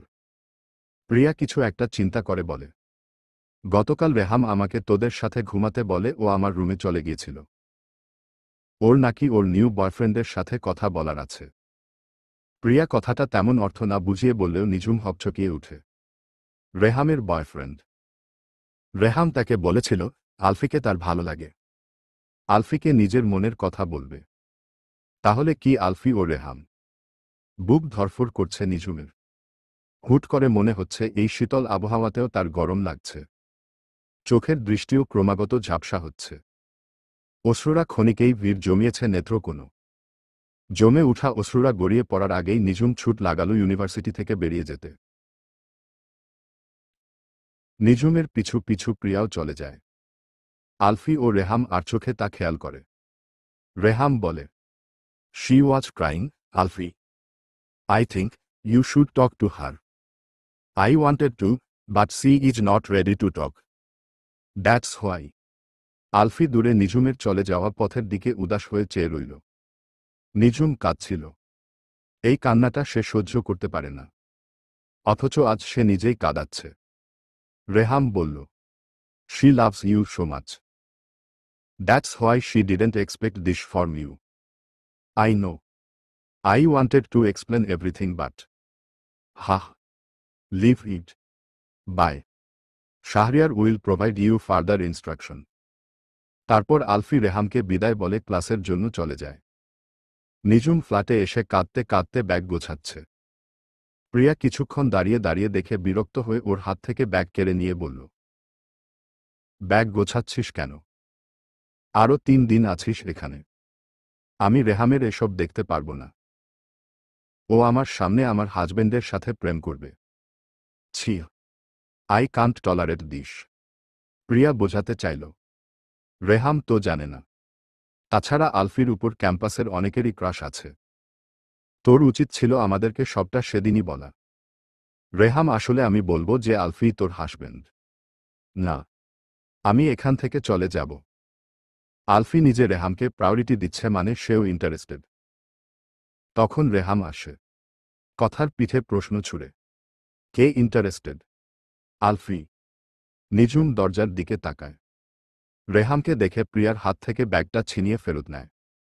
তারপর সেটা নিয়ে উঠে দাঁড়ায়। রেহাম ফের জিজ্ঞাসা করে, হোয়াট হ্যাপেন্ড? ব্যাগ গোছাচ্ছিলে কেন? নিঝুম এবার ওষ্ঠকোণে কৃত্রিম হাসি টেনে বলে, আগে থেকে গুছিয়ে রাখছি, পরশু চলে যাব তো। ওহ, আচ্ছা শোনো না, তোমাদের একটা গুড নিউজ দেওয়ার আছে। রেহামকে খুব খুশি দেখাচ্ছে। প্রিয়া রেহামকে কিছু বলতে চাইলে নিঝুম বাধা দেয়, তারপর রেহামের থেকে ভালো খবরটা জানতে চায়। রেহাম বলে, আমার একটা ভালো জব হয়েছে। বলতে পারো আমি ইন্টারভিউ না দিয়ে এই জবটা পেয়ে গেছি। স্যালারিও খুব ভালো। নিঝুম ও প্রিয়া রেহামকে অভিনন্দন জানায়।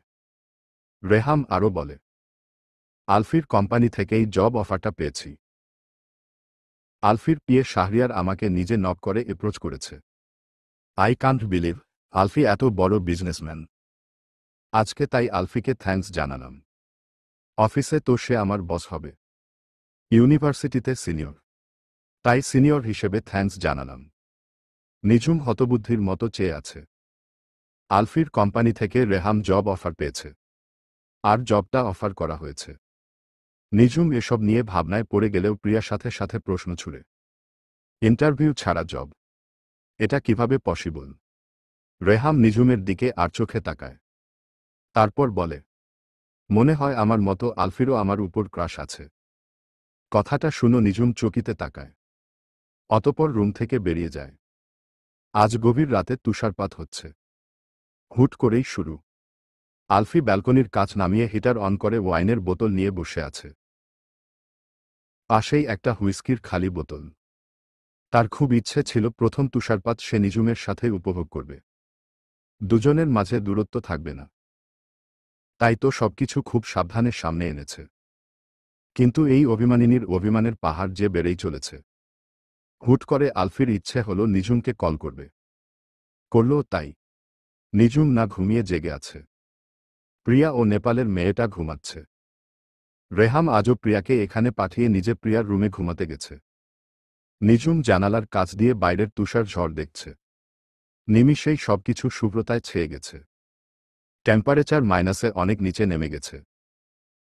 হঠাৎ ফোন বাজতেই তুলে দেখে আলফির কল। কিছুটা অবাক হলেও ফোন রিসিভ করে সেটা বুঝতে না দিয়ে হ্যালো বলল। অপর পাশ থেকে আলফি বলল, you know, I was waiting for this day. I dreamed that the first snowfall and we will be together with love. But তোমার অভিমানই শেষ হয় না। কথাগুলো বলেই দীর্ঘ নিঃশ্বাস ছাড়ল আলফি। নিঝুম শুনে গেল, অজান্তেই তার চোখের কোণে অশ্রু কন্যারা ভিড় জমিয়েছে। আলফি ফের কিছুটা জড়ানো গলায় বলল, তুমি তো সেদিন আমার থেকে ডিভোর্স চেয়েছিলে। উপোস সরি। একদম ডে ওয়ান থেকেই তুমি ডিভোর্স চাইছ। আমার মতো ক্যারেক্টারলেস মাফিয়ার সাথে থাকতে চাও না। Show where is the divorce paper. কান্নায় এবার নিঝুমের গলা ধরে আসছে। সে কোনো মতে নিজেকে স্বাভাবিক করে বলল, are you drunk? No no, absolutely not. Maybe. না হলে তো তোমাকে কল করতাম না। এই ওয়াইনটা কোনো কাজের না। আমার এত না চাওয়া সত্ত্বেও তোমাকে কল করতে বাধ্য করল। আজ মেবি ডোজ বেশি হয়ে গেছে। এমনিতে আমি ড্রিঙ্ক করি না। তুমি তো ছিলে, দেখেছ আমাকে ড্রিঙ্ক করতে। বলো, দেখেছ? না। নিঝুমের সংক্ষিপ্ত ভারাক্রান্ত উত্তরে আলফি হেসে ফেলল। বলল, কিভাবে দেখবে? আমি আমার স্লিপিং বিউটিকে দেখে নেশা করতাম। আবছা আলোছায়াতে ঘুমন্ত নিঝুম। বড্ড মায়াবী। তুমি জানো, আমি বাংলা জানলেও খুব একটা বলতাম না। বাবা মা থাকেন নিউ ইয়র্কে। আমি এখানে একা। তোমার সাথে পরিচয়ের পর থেকে আমি নিজের বাংলা ল্যাঙ্গুয়েজের উপর আরও ফোকাস করেছি। প্রথমবার বাংলাদেশেও আমি সেবারই গিয়েছিলাম। This is because of you. My first love after my parents. But you never wanted to understand me. Nijhum নীরবে কাঁদছে। আলফি নিজের হুঁশে নেই। তাই তো সরল মনে সব বলে যাচ্ছে। আলফি আরও বলে, তোমার আঙ্কেলের কোম্পানির সাথে ডিলটা কোইন্সিডেন্স ছিল। আমি রিফিউজ করে দিতাম, কিন্তু তোমার থেকে তোমার আঙ্কেলের নাম ও পরিচয় জানা, তাই আমি এক্সাইটেডেই ডিল অ্যাকসেপ্ট করে নিই। I wanted to give you a surprise. But when I reached there, I found out that your uncle wanted to fix your marriage with a rich man. And you know, একজন interested ছিল। তোমার চাচর business partner, যার মাধ্যমে উনি ডিলটা পেয়েছিলেন। আমি তাই ওই লোককেই এই ডিল থেকে বের করে দিয়ে তোমার চাচাকে অফার দিই। উনি অ্যাকসেপ্ট করে নেন। তারপর জানতে পারলাম তুমি বিয়েতে রাজি না। Because of those false rumour about me and also you think I am a mafia. That's why. তখন যদি তুমি জানতে আমি জায়ান, তুমি আমার থেকেও দূরে সরে যেতে। নিঝুমের কাছে এবার সব পরিষ্কার। তার বড় আব্বু তাকে ধনী কারো সাথে বিয়ে দিয়ে সাথে নিজের বিজনেসেরও ফায়দা করতে চেয়েছিল। আসলে বিজনেস ওয়ার্ল্ডে এটা কমন বলতে গেলে। কিন্তু এটা তো সত্যিই যে আলফি যদি তখন নিজের সম্পূর্ণ পরিচয় প্রকাশ করত, তবে সে আলফির থেকেও দূরে সরে যেত। সে সবসময় একটা নির্ঝঞ্ঝাট জীবন চেয়ে এসেছে। কিন্তু চাইলেই কি হয়? নিঝুম হতাশ নিঃশ্বাস ছাড়ে। আজ সে তার মনকে প্রাধান্য দিবে। আলফি, আই লাভ ইউ। নিঝুমের মুখ থেকে ভালোবাসি শুনে আলফি নেশা ও ঘুমের ঘোরে মুচকি হাসল। অতপর প্রত্যুত্তরে মৃদু কণ্ঠে I love you too, sweetheart বলে ঘুমিয়ে গেল। নিঝুম বার কয়েক হ্যালো বলেও সাড়া পেল না। আলফির নিঃশ্বাসের শব্দ আসছে শুধু। নিঝুম বুঝল আলফি ঘুমিয়ে গেছে। তাও সে ফোন কানেই বসে রইল। ঘুমন্ত আলফির নিঃশ্বাসের ধ্বনিও তার ভালো লাগছে। সকালে সময় মতোই আলফির ঘুম ভাঙে। ঘড়িতে সময় দেখে সকাল 8:30। ফোনটা উঠিয়ে দেখে নিঝুমের সাথে কলে সে। তৎক্ষণাৎ ভ্রু কুঁচকে ফোন কানে নেয়। অপর পাশ থেকে কিছু মেয়েদের আওয়াজ আসছে। একজন তো নিঝুমকে ঘুম থেকে উঠানোর জন্য ডাকছে। আলফি ফোন কানে নিয়ে বসে রইল খানিক। নিঝুমের ঘুম ভেঙেছে। প্রিয়া বলছে, ঘুম ভাঙল তবে? আমরা তো আজকে ঘুরতে যাব বলেছিলাম। নিঝুম ঘুম ঘুম চোখে মাথা দুলায়। তারপর রাতের কথা মনে পড়তেই ফোন চেক করে। এখনও আলফির সাথে কলে। আলফি উঠেছে কিনা চেক করতে হ্যালো বলে, কিন্তু অপর পাশ থেকে সাড়া আসে না। প্রিয়া কপাল কুঁচকে শুধায়, মাথা কি গেছে? কাউকে কল না করেই হ্যালো বলছিস? আলফি কলে আছে। হ্যাঁ। কখন? আমি তো তোর ফোন বাজতে শুনলাম না। কাল খুব রাতে কল করেছিল। ড্রাঙ্ক ছিল তখন। কথা বলার মাঝেই ঘুমিয়ে গেছে। এখনো হয়তো ঘুম থেকে উঠেনি। প্রিয়া দুষ্ট হেসে পাশে বসে বলে, বাহ, গভীর রাতে প্রেমালাপ, তাও এত সুন্দর ওয়েদারে। বিয়ের পর কাপলরা এই ওয়েদারে রোমান্স করে, আর তোরা প্রেমালাপ করছিস? 1 ডিগ্রি পিছিয়ে তোরা। নিঝুম লজ্জা পেলেও রাগ দেখিয়ে বলল, বেশি বকিস না, রেডি হব আমি। তারপর বিছানা ছেড়ে উঠতে উঠতে কল কাটে। অপরদিকে আলফি নীরবে সব শুনছিল।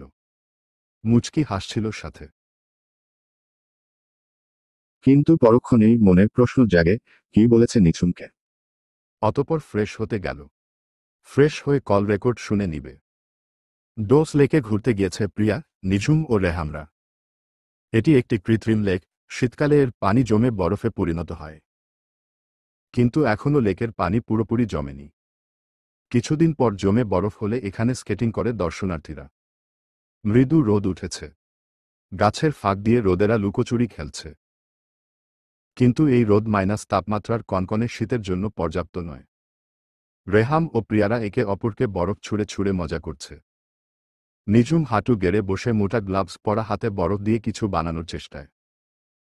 ছোট ছোট কয়েকটা ইগলো পুতুল বানিয়েছে। সেগুলোতে শুকনো ভাঙা ডাল দিয়ে হাত ও নাক বসিয়ে এখন ফোনে ছবি তুলছে। ছবি তোলার মাঝে একজোড়া পা ক্যামেরায় ধরা দিল। নিঝুম এই পায়ের মালিককে দেখতে বসা থেকেই মাথা উঁচু করতেই দেখে আলফি দাঁড়ানো। তৎক্ষণাৎ চমকে উঠে দাঁড়ায় নিঝুম। আপনি এখানে? হু। কেন, তোমার প্রবলেম হচ্ছে? না। আমার কেন প্রবলেম হবে? আপনি আপনার গার্লফ্রেন্ডকে দেখতে এসেছেন বুঝি? আলফি প্রথমে নিঝুমের প্রশ্নের তারতম্য না বুঝে মাথা নাড়ায়।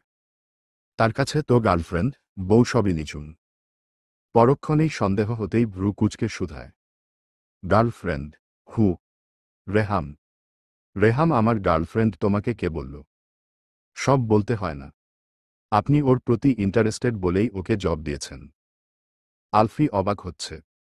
নিঝুমের মুখ থেকে এসব সে মেনে নিত যদি কালো রাতের কল রেকর্ড সে না শুনত।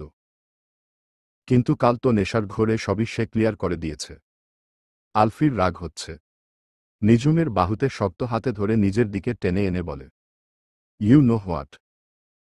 You are so complicated. Actually girls minds are very complicated.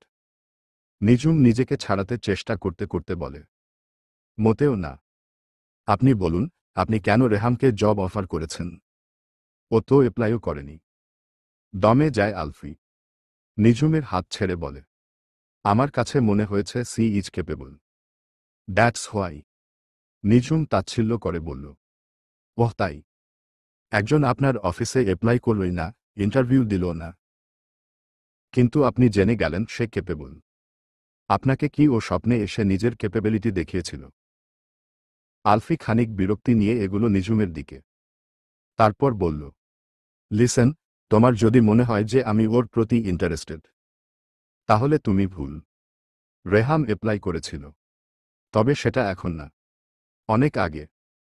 তখন আমরা ওকে রিজেক্ট করে দিয়েছিলাম। নিঝুমের ঝাঁঝালো প্রশ্ন, তাহলে এখন কেন জব দিলেন? তোমার জন্য। হ্যাপি নাও। তুমি যদি কাল বিকেলে ওভাবে কাঁদতে কাঁদতে বেরিয়ে না যেতে তবে রেহামকে আমি তোমার সামনে আমার গার্লফ্রেন্ড বানাতাম। তুমি তো আমার থেকে ডিভোর্স চাও, তাহলে তোমার তো কান্নার কোনো রিজনই ছিল না। আমি প্রথম থেকে তোমাকে রাখতে চেয়েছি। তুমি থাকতে চাওনি। ভেবেছিলাম তুমি আমার পরিচয় শুনে খুশি হবে।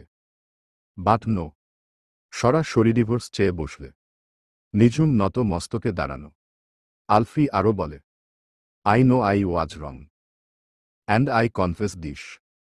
But you should listen to the reason first. Nijhum ধিমি স্বরে সরি বলল। আলফি আরেকটু এগিয়ে ওর দু গালে হাত দিয়ে আগলে নিয়ে বলে, don't be sorry. I love you. আমি তোমাকে হারাতে চাইনি বলেই সত্য লুকিয়ে গেছি। I am sorry. দুজন দুজনের চোখে নির্নিমেষ চেয়ে আছে। অতপর একে অপরকে বাহুবন্ধনে আবদ্ধ করে নেয়। দূর থেকে প্রিয়া, রেহাম, শাহরিয়ার প্রশান্তি চিত্তে তা দেখছে। প্রিয়া বলে, যাক, সব মিস আন্ডারস্ট্যান্ডিং ক্লিয়ার হয়ে গেছে। আমি তবে ওই ফ্ল্যাটে না করে দেই। শাহরিয়ার কৌতূহল হয়ে শুধায়, কোনো ফ্ল্যাট? যেখানে কালকে ডিসেম্বরের 1 তারিখে নিঝুমের উঠার কথা ছিল। অ্যাডভান্স হাফ পেমেন্টও করে দিয়েছে। এখন তো আর নিঝুম সেখানে যাবে না। হ্যাঁ হ্যাঁ, ম্যাম তো এখন স্যারের বাড়িতেই যাবে। রেহাম কিছু একটা ভেবে হেসে শাহরিয়ারকে জিজ্ঞাসা করে, বাই দা ওয়ে, আমার জব থাকবে তো? আমাকে হায়ার করার উদ্দেশ্য ছিল নিঝুমকে জেলাস করানো, কিন্তু আমার মন মানেনি। ও জেলাস হয়েছিল, কাঁদছিল খুব। কালকেই চলে যেতে চেয়েছিল। প্রিয়ার কথার প্রত্যুত্তরে শাহরিয়ার বলে, সারো ম্যামকে কাঁদতে দেখে 360 ডিগ্রি প্ল্যান ঘুরিয়ে ফেলেছে। অবশ্য তার আরও একটা কারণও আছে। অ্যালেক্সের জ্ঞান ফিরেছে। অ্যালেক্সের পেরেন্টস ওকে সপ্তাহ খানেক আগে অটোয়া থেকে নিয়ে গিয়েছিল। সেখানেই কালকে ওর জ্ঞান ফিরেছে। অ্যালেক্সকে নিয়ে এত ভয়ের কিছু নেই। এত মার খাওয়ার পর আবার আসবে না। আসবে। অ্যালেক্স এখন একা না, ক্যামেলিয়াও আছে। অ্যালেক্সের বাবার কোম্পানির সাথে ক্যামেলিয়া 1 বছর আগে একসাথে কাজ করেছিল। রিসেন্টলি ক্যামেলিয়ার পার্টনার যার সাথে মিলে স্যারের ক্ষতি করতে চেয়েছিল, সে অ্যালেক্সকে হসপিটালে দেখতে গিয়েছে। রেহাম মাথায় হাত দিয়ে বলে, এত কমপ্লিকেশন কেন? একটা না মিটতেই আরেকটা। প্লিজ, এগুলো যেন ম্যাম না জানে। জানবে না। প্রিয়া ও রেহাম শাহরিয়ারকে আশ্বস্ত করল। ডোস পার্কে ঘোরাঘুরি শেষে ওরা সবাই একসাথে ডিনার করে ফিরল। আলফি নিঝুমকে প্রিয়াদের ফ্ল্যাট থেকে লাগেজ সহ একেবারে নিয়ে এসেছে। গাড়ি থেকে নেমেই নিঝুমের মনের মধ্যে অন্যরকম লাজুকতা ভর করল।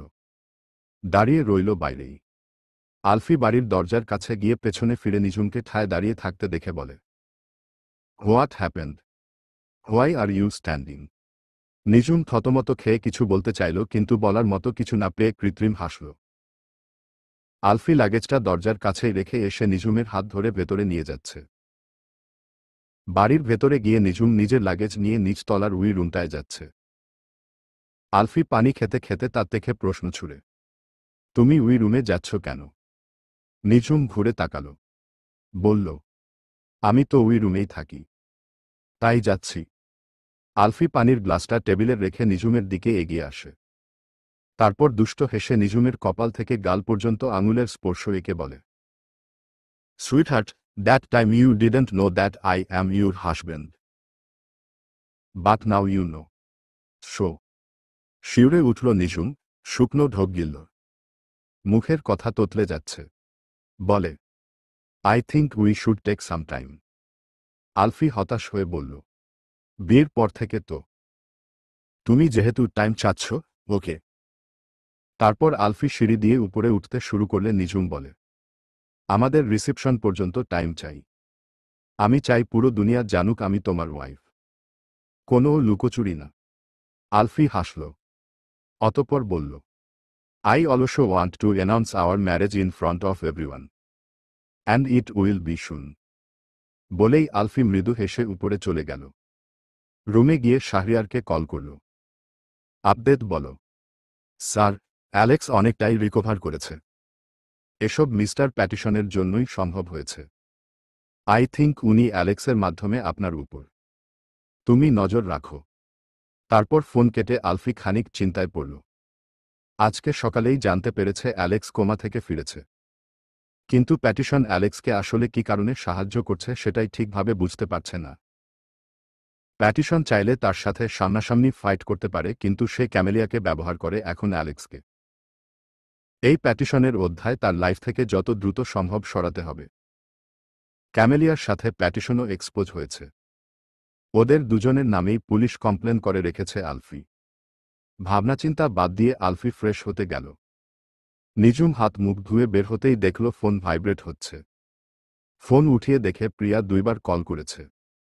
নিঝুম কল ব্যাক করে হ্যালো বলতেই অপর পাশ থেকে প্রিয়া বলে উঠে, এত সময় লাগে ফোন উঠাতে?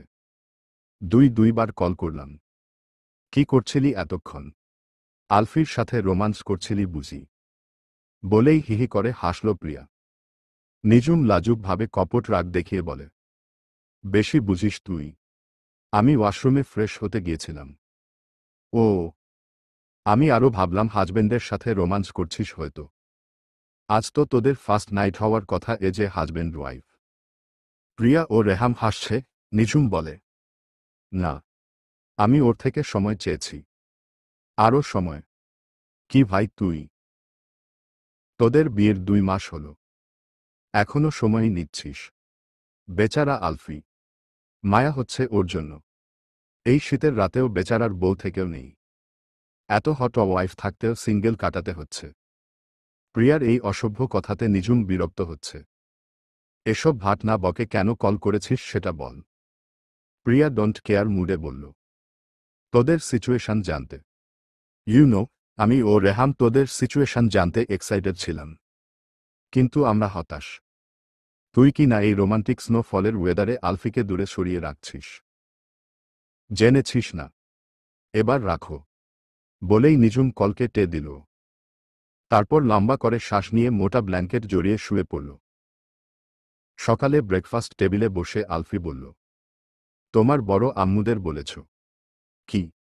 এই যে তুমি আমার কাছে মানে জায়ানের কাছে আছো, উনাদের আমার পরিচয় বলেছ? এখনো বলিনি। বলবো।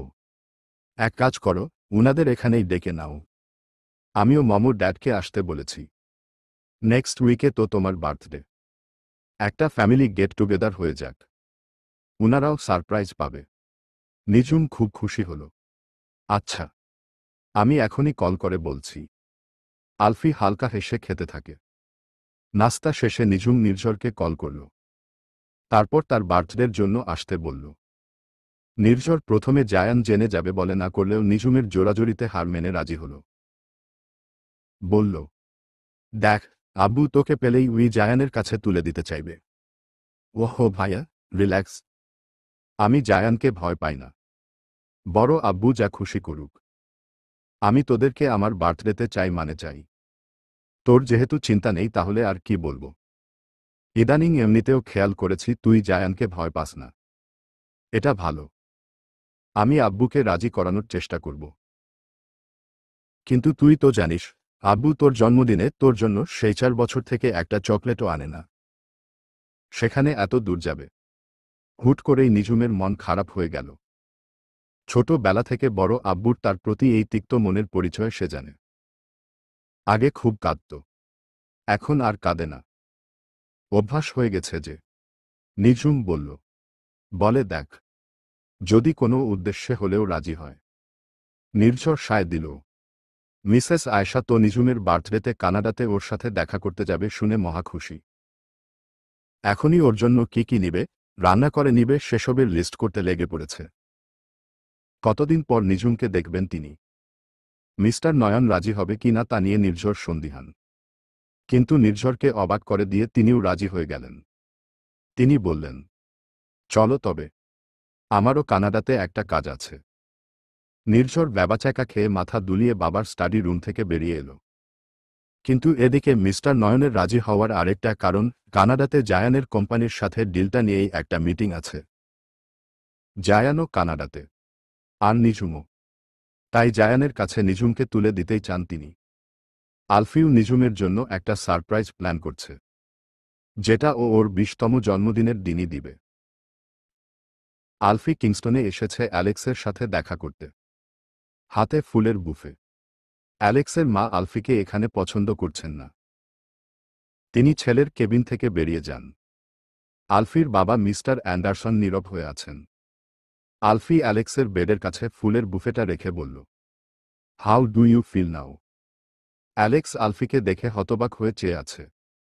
অতপর আলফির কণ্ঠ শুনে উত্তেজিত হয়ে বলে, get out from here, you blah bastard. Get out from this cabin. Mister Anderson ছেলেকে শান্ত করার চেষ্টা করছেন। আলফিকে বলেন, Alfie, can you please wait for me outside? Alfie হালকা হাসল। অতপর অ্যালেক্সের চোখের দিকে তীর্যক দৃষ্টিতে চেয়ে বলল, sure uncle. But I would like to give something to Alex. Alex বড় বড় শ্বাস নিতে নিতে আলফির দিকে চেয়ে আছে। আলফি পকেট থেকে অ্যালেক্সের ফোনটা বের করে ওর হাতে দেয়। তারপর বলে, your iPhone. When you unlock it, you will find it new. অ্যালেক্স নিজের ফোনটা হাতে নিয়ে অবাক হয়ে তাকিয়ে আছে। সে পরশু থেকে নিজের ফোনটা খুঁজে চলেছে।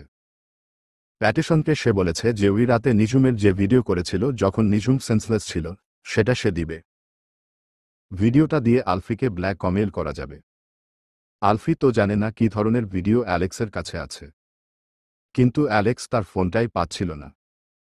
পুলিশকে বলার পর পুলিশ বলেছে ওরা কোনো ফোন পায়নি। আলফি ফোনটা দিয়ে চলে যাওয়ার আগে বলে, wish you a very speedy recovery, my friend. তারপর মিস্টার অ্যান্ডারসনকে বিদায় জানিয়ে হসপিটাল থেকে চলে আসে। গাড়িতে বসে আলফি মুচকি হাসছে। সে সেদিনই অ্যালেক্সের ফোনটা নিয়ে নিয়েছিল। তারপর ফোনের সব ডেটা ডিলিট করে একদম ফ্ল্যাশ মেরে মেমোরি কার্ড সহ ডেস্ট্রয় করে দিয়েছে। অ্যালেক্সের বাবা অলরেডি ইউনিভার্সিটি অফ অটোয়া থেকে অ্যালেক্সকে সরিয়ে নিয়েছে। ছেলে সুস্থ হলে ছেলেকে এবার নিজের কাছেই কিংস্টনে রাখবেন। তিনি অ্যালেক্সের নামে কিছু মেয়ে ঘটিত অভিযোগও পেয়েছেন। আলফি তাই অ্যালেক্সকে নিয়ে নিশ্চিন্ত। শাহরিয়ার গাড়ি ড্রাইভ করতে করতে শুধায়, স্যার, মিস্টার প্যাটিসনের কি করবেন? আলফি সামান্য হাই তুলে চোখ বন্ধ করে বাঁকা হেসে বলল, নাথিং। বিজনেস ওয়ার্ল্ড এক দুইজন রাইভেল না থাকলে আসলে গেমটা জমে না। And I am enjoying this game. Shahriar মৃদু হেসে ড্রাইভিংয়ে মনোযোগ দিল। সকাল সকাল মিস্টার জুনায়েদ ও মিসেস আরোলিন আলফির বাড়িতে এসে হাজির। আজ সাপ্তাহিক ছুটির দিন। নিঝুম মিসেস আর্লিনকে দেখে ছুটে গিয়ে জড়িয়ে ধরে, I miss you, aunty. How are you? I miss you too, deer.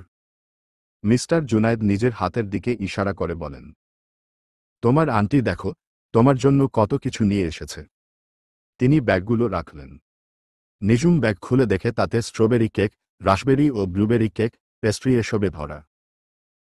নিঝুম একটা রাসবেরির কেকের পিস নিয়ে খেতে খেতে বলল, aunty, it's too much yummy. Mrs Aroline তৃপ্তি নিয়ে হাসলেন। মিস্টার নয়ন, মিসেস আয়শা ও নির্ঝর আজকে অটোয় আসছে। মিস্টার জুনায়েদ ও নিঝুম গেছে এয়ারপোর্টে উনাদের আনতে। কিছুক্ষণ আগেই ফ্লাইট ল্যান্ড করেছে। ব্যাগপত্র রিসিভ করে উনারা এসেছেন। নিঝুম প্রথমেই তার বড় আম্মুকে দেখা মাত্রই ছুটে যায়। মিসেস আয়শাও নিঝুমকে দেখে আপ্লুত হয়ে পড়েন। 2 মাসের বেশি সময় পর তিনি মেয়েকে দেখছেন। কত শত কথার ঝুলি সেখানেই খুলে বসেন। নির্ঝরও কতদিন পর বোনকে সরাসরি দেখে খুব খুশি। কিন্তু মিস্টার নয়নের মধ্যে কোনো হেলদোল নেই। তিনি নিঝুমের সাথে আসা ব্যক্তিকে হ্যালো বলে হাত মেলালেন শুধু। তারপর সবাই গাড়িতে উঠে বসে। নিঝুম তার বড় আম্মুদের নিয়ে বাড়িতে গিয়ে দেখে আলফি ও মিসেস আরোলিন একজন মধ্যবয়সী মহিলার সাথে কথা বলছে। মহিলাটি নিঝুমকে দেখে হাস্যজ্জ্বল মুখে বললেন, she must be bride. Yes, she is. Mr Nayan তো আলফিকে দেখে হতবাক। তেমনি অবস্থা মিসেস আয়শা ও নির্ঝরেরও। নির্ঝর নিঝুমের হাত ধরে বলে, তুই না বলেছিলি আলফির বাসায় থাকিস? হ্যাঁ, ওই তো আলফি। নির্ঝর অবাক হওয়া স্বরে বলে, ও আলফি, এতদিন তুই ওর সাথেই ছিলি? তুই জানিস ওর আসল পরিচয়? নিঝুম হাসল খানিক। তারপর জবাব দিল, প্রথমে জানতাম না, পরে ও নিজেই সবটা ক্লিয়ার করেছে। আমি তো আলফি রূপেই প্রথম থেকে ভালোবাসতাম। মিসেস আয়শা পাশ থেকে নিঝুম ও নির্ঝরের কথা শুনলেন। কিন্তু মিস্টার নয়ন এখনও বুঝতে পারছে না নিঝুম জায়ানের সাথেই আছে। নিঝুম কি তা জানে? আলফি এগিয়ে এসে মিস্টার নয়নের দিকে হাত মিলিয়ে বলল, হ্যালো মিস্টার চৌধুরী, উপস্বরী, ফাদার ইন ল। আলফির মুখ থেকে ফাদার ইন ল শুনে মিস্টার নয়ন নিঝুমের দিকে তাকাল। কিন্তু নিঝুমের মুখে অবাক হওয়ার রেশ মাত্র নেই। তিনি আলফির হাত ধরে একটু আড়ালে নিয়ে গিয়ে ফিসফিস করে শুধালেন, নিঝুম তোমার পরিচয় জানে?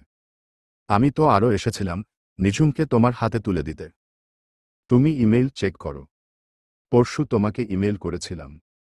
আলফি চমৎকারভাবে হেসে বলে, পেয়েছি।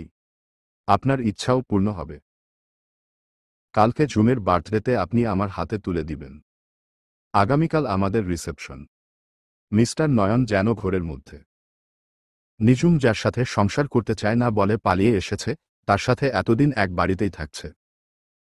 আবার রিসেপশনও। তিনি বললেন, নিঝুম তোমাকে মেনে নিয়েছে? ইয়েস, বলেই চোখ টেপল আলফি। কিছুক্ষণের মধ্যেই মিসেস আয়শা ও মিসেস আর্লিনের মধ্যে বেশ ভাব হয়ে গেল। উনারা দুজনে মিলে নিঝুমের জন্য গাউন সিলেক্ট করছে। সামনে নিঝুম গালে হাত দিয়ে বসা। নিঝুমকে পছন্দ করতে বললে নিঝুম যেটাই দেখাচ্ছে সেটাতেই উনারা খুদ বের করছেন। সত্যি বলতে নিঝুম গাউনগুলোর মধ্যে একটাও পছন্দ করতে পারছে না। সবগুলোই ব্রাউডাল গাউনের মতো, তবে বেশ মোটা ফেব্রিক্সের। কিন্তু কাল তার জন্মদিন। জন্মদিনের জন্য ব্রাইডাল গাউন কেন পছন্দ করছে সেটাই সে বুঝতে পারছে না। তার কাছে যদিও সবগুলোই ভালো লাগছে, তাই মায়েরা যেটা শেষে সিলেক্ট করবে সেটাই সে পরবে। নিঝুম যখন গালে হাত দিয়ে বসে বসে বোর হচ্ছে তখন আলফির নাম্বার থেকে তার ফোনে কল আসে। কল দেখে সে আশেপাশে তাকায়। আলফি তো বাড়িতেই, তাহলে কল দিচ্ছে কেন? নিঝুম ফোন রিসিভ করে উঠে গেল। এখনই ব্যাকইয়ার্ডে আসো। নিঝুম দেখল বাহিরে স্নোফল হচ্ছে। সে বলে, বাহিরে তো বেশ ঠান্ডা। তুমি বাহিরে কেন গেলে? Because now I am so hot. Come faster. আলফির উত্তর শুনে নিঝুমের কান গরম হয়ে গেল। সে পিছু ঘুরে তার মায়েদের দেখে নিয়ে গায়ে মোটা লেদার কোটটা জড়িয়ে বাইরে বের হয়। ডিসেম্বরে বরফে আচ্ছাদিত কানাডার গাছগুলোকে শুকনো ডাল ছাড়া কিছুই মনে হয় না। পাতাবিহীন গাছগুলো মাথা উঁচু করে দাঁড়িয়ে থাকে। গাছের শাখা প্রশাখায় বরফ জমে থাকে। নিঝুম হাতে হাত ঘষতে ঘষতে ব্যাক ইয়ার্ডে যায়। সেখানের জিঙ্কো ও ম্যাপল গাছগুলোর সব পাতা ঝরে গেছে। সেখানে গিয়ে দেখে পুরো ব্যাকইয়ার্ড ছোট ছোট ল্যান্টিন ও মরিচবাতি দিয়ে আলোকসজ্জায় সজ্জিত। পাতাবিহীন গাছগুলোর শাখা প্রশাখায় মরিচবাতি লাগানো। নিঝুমের চোখমুখ খুশিতে ঝলমলিয়ে উঠে। সে মুখে হাত দিয়ে পুরো জায়গাটা দেখছে। এত সুন্দর লাগছে পুরো জায়গাটা। কিন্তু আলফি কোথাও নেই। সে হেঁটে আরেকটু সামনে এগুলো। খুঁজল আলফিকে। তখনই কানের কাছে তুড়ি বাজার শব্দে পেছনে ঘুরতেই দেখে আলফি হাঁটু গেড়ে বসে আছে, হাতে একটা আংটির বক্স। আলফি বলছে, আজ এই তুষারের আচ্ছাদিত আলোক ঝলমলের সাজের বেলায় আমি তোমাকে বলতে চাই, ভালোবাসি। ভালোবাসি জুম। Will you be my side for life time? নিঝুম মুখে হাত দিয়ে দাঁড়িয়ে। আলফি তাকে এত সুন্দরভাবে প্রপোজ করছে। চোখে অশ্রুজল বীর জমাল। অশ্রুসিক্ত নয়নে হ্যাঁ বোধক মাথা নাড়িয়ে হাত বাড়িয়ে দিল। আলফি ওর বাম হাতের অনামিকায় আংটি পরিয়ে হাতের উল্টো পিঠে গভীর চু অঙ্গনে ঠোঁট ছুঁয়ে দিল। অন্যরকম শিহরণ বয়ে গেল নিঝুমের মধ্যে। তখনই করতালির শব্দ ভেসে এল। নিঝুম সামনে তাকিয়ে দেখে বাড়ির সবাই দাঁড়িয়ে আছে। সবার মুখে তৃপ্তির হাসি। আলফি উঠে দাঁড়িয়ে নিঝুমের হাত ধরে ওদেরকে উদ্দেশ্য করে বলল, বিয়েটা লুকোচুরির মধ্যে হলেও কালকে রিসেপশনটা আমি আমার ফ্যামিলি কলিগদের সাথে নিয়ে সেলিব্রেট করব। নিঝুম সন্দিহান হয়ে বলে, রিসেপশন? আলফি মুচকি হেসে নিঝুমের এক গালে হাত দিয়ে বলে, ইয়েস সুইটহার্ট, কালকে আমাদের রিসেপশন। তারপর সে নিঝুমের কানের কাছে মুখ নিয়ে ফিসফিস করে বলে, তুমি তো বলেছিলে রিসেপশন পর্যন্ত টাইম চাও। এই রোমান্টিক ওয়েদারে বউ ছাড়া থাকা যায় না বুঝলে। তাই ভাবলাম দেরি কেন করব। কালকেই রিসেপশন হোক, সাথে আমাদের ফার্স্ট নাইট। নিঝুম লজ্জায় আলফির ধরে রাখা হাতে নখ বসিয়ে দেয়। তাও আলফি হাসছে। ঠিক রাত 12টা। পরিবারের সবাই একসাথে মিলে নিঝুমের জন্মদিনের কেক কাটছে। সন্ধ্যার একটু পরেই আলফির ফুফা ফুফি ও টিনা এসে পৌঁছেছে। নিঝুম কেক কেটে প্রথম পিস তার বড় আম্মুকে খাওয়াল। তারপর আলফিকে। একে একে সবাইকে কেক খাইয়ে গেল তার বড় আব্বুর কাছে। মিস্টার নয়ন সবার থেকে দূরে দাঁড়িয়ে শান্ত দৃষ্টিতে নিঝুমের দিকে চেয়ে আছেন। নিঝুম উনার মুখের সামনে কেক ধরে বলল, বড় আব্বু, আব্বুকে তো আমি সে ছোটবেলায় হারিয়েছি। তারপর আমার কাছে বাবা মানে তুমি আর মা মানে বড় আম্মু। ছোট থেকে তুমি আমার জন্য অনেক করেছ। আমাকে সহ্য করতে না পারলেও আমাকে কিন্তু রাস্তায় ফেলে দাওনি। জোর করে বিয়ে দিলেও আমার পছন্দের মানুষের সাথেই অজান্তে বিয়ে দিয়েছ। আমার কোনো জিনিসের অভাব রাখনি, একটাই কষ্ট ছিল আমার যে তোমার থেকে বাবার আদরটা পাইনি। তাও আমার আজ দুঃখ নেই। বলতে বলতে নিঝুমের চোখের কোণে অশ্রু ভিড় করল। তেমনটা মিস্টার নয়নের ক্ষেত্রেও। নিঝুম আরও বলল, আমি আজ তোমার কাছে একটা শেষ আবদার করব। রাখবে প্লিজ? মিস্টার নয়ন ইশারায় সম্মতি দিল। নিঝুম অশ্রুসিক্ত নয়নে হালকা হেসে বলল, আমার রিসেপশনে আমি তোমার ও বড় আম্মুর হাত ধরে হাঁটতে চাই। মিসেস আয়েশা ওনার কোনায় চোখ মুছলেন। মিস্টার নয়ন মৌন সম্মতি দিয়ে একটু রুমের দিকে গেলেন। তারপর ফিরে এসে নিঝুমের হাতে একটা পেপার দিয়ে বললেন, এটা তোমার। এতদিন আমার কাছে আমানত ছিল। তোমার বাবা তোমার নামে বান্দরবনের রিসোর্টটা লিখে দিয়ে গিয়েছিল। তোমার 20 বছর বয়স হতেই তুমি এর সম্পূর্ণ মালিক হলে। এটা নিয়ে আমাকে এর ভার থেকে মুক্ত করো। নিঝুম নিতে চাইল না। মিসেস আয়েশা বললেন, তোর বাবা মৃত্যুশয্যায় আমাকে ও তোর বড় আব্বুকে বলে গেছেন এটা যেন তোকে দেওয়া হয়। উনাদের শেষ স্মৃতি, তোর জন্মস্থান। তাই না করিস না? অতঃপর নিঝুম নিল। হুট করে সবাইকে অবাক করে দিয়ে নিঝুম মিস্টার নয়নকে জড়িয়ে ধরে শব্দ করে কেঁদে ফেলল। মিস্টার নয়নও এতক্ষণ যাবৎ আটকে রাখা অশ্রুকণাদের ছেড়ে দিলেন। আগলে নিলেন মেয়েকে। উপস্থিত সকলে বেশ আবেগপ্রবণ হয়ে পড়েছে। রাত গভীর হতে গভীরতর। টিনা ও মিসেস মুমতাহিনা মিলে নিঝুমকে মেহেদি পরাচ্ছে। মিসেস আয়েশাও বসেছিলেন, কিন্তু এত লম্বা জার্নি করে আসাতে নিঝুম উনাকে জোর করে ঘুমাতে পাঠিয়েছেন। টিনা যদিও সুন্দর করে ডিজাইন করতে পারছে না, তাও কোনো মতে পড়াচ্ছে। মিসেস মুমতাহিনাও নিঝুমের এক হাতের পৃষ্ঠে মেহেদি পরিয়ে চলে গেছেন। অতঃপর রাত 3টার দিকে টিনা ও নিঝুম সোফাতেই গা এলিয়ে ঘুমিয়ে গেছে। আলফি নিচে নেমে এলো। হাতে 2টা ব্ল্যাঙ্কেট। টিনা ও নিঝুমের গায়ে জড়িয়ে দিল। যদিও রুম হিটারের কারণে শীত ভাবটা নেই। আলফি নিঝুমের সামনে হাঁটু গেড়ে বসে অপলক ঘুমন্ত নিঝুমকে দেখছে। নিঝুম মেহেদির জন্য বেকায়দায় শুয়ে ঘুমিয়েছে। আলফি ওকে সোজা করে শুইয়ে দেয়। তারপর কপালে নিজের উষ্ণ ঠোঁটের স্পর্শ দিয়ে পাশের সিঙ্গেল সোফায় বসে থাকে। ভোরের উজ্জ্বল আলো ফুটতেই নিঝুমের ঘুম ভেঙে যায়। মোটা কাচ ভেদ করে ভোরের শুভ্রতায় অন্ধকার দূর হয়েছে। নিঝুমের ঘুম ভেঙছে। হাতের মেহেদি শুকিয়ে টানটান অবস্থা। নিঝুম উঠে বসে। তারপর দেখে তার পাশের সিঙ্গেল সোফায় আলফি বসে বসে ঘুমাচ্ছে। অপর পাশের সোফায় টিনাও ঘুমাচ্ছে। নিঝুম নিঃশব্দে উঠে দাঁড়াল। আলফির সোফার কাছে গিয়ে কয়েক সেকেন্ড মুগ্ধ দৃষ্টিতে তাকিয়ে থেকে আলতো হাতে ওর এলোমেলো কপালের উপর আসা চুলগুলো সরাতে চাইল। কিন্তু অবাধ্য চুলগুলো আবারও কপালেই এসে ভিড় করছে। নিঃশব্দে হাসল নিঝুম। তারপর পা টিপে টিপে কিচেনে গিয়ে সিঙ্কে শুকনো মেহেদিগুলো ঝেড়ে ফেলল। মেহেদির রং হাতের তালুর পৃষ্ঠে বেশ সুন্দর লাল হলেও পিঠের পৃষ্ঠে তেমন রং হয়নি। সে শুনেছে পানিতে লবঙ্গ ফুটিয়ে এর ভাপ নিলে মেহেদির রং গাঢ় হয়।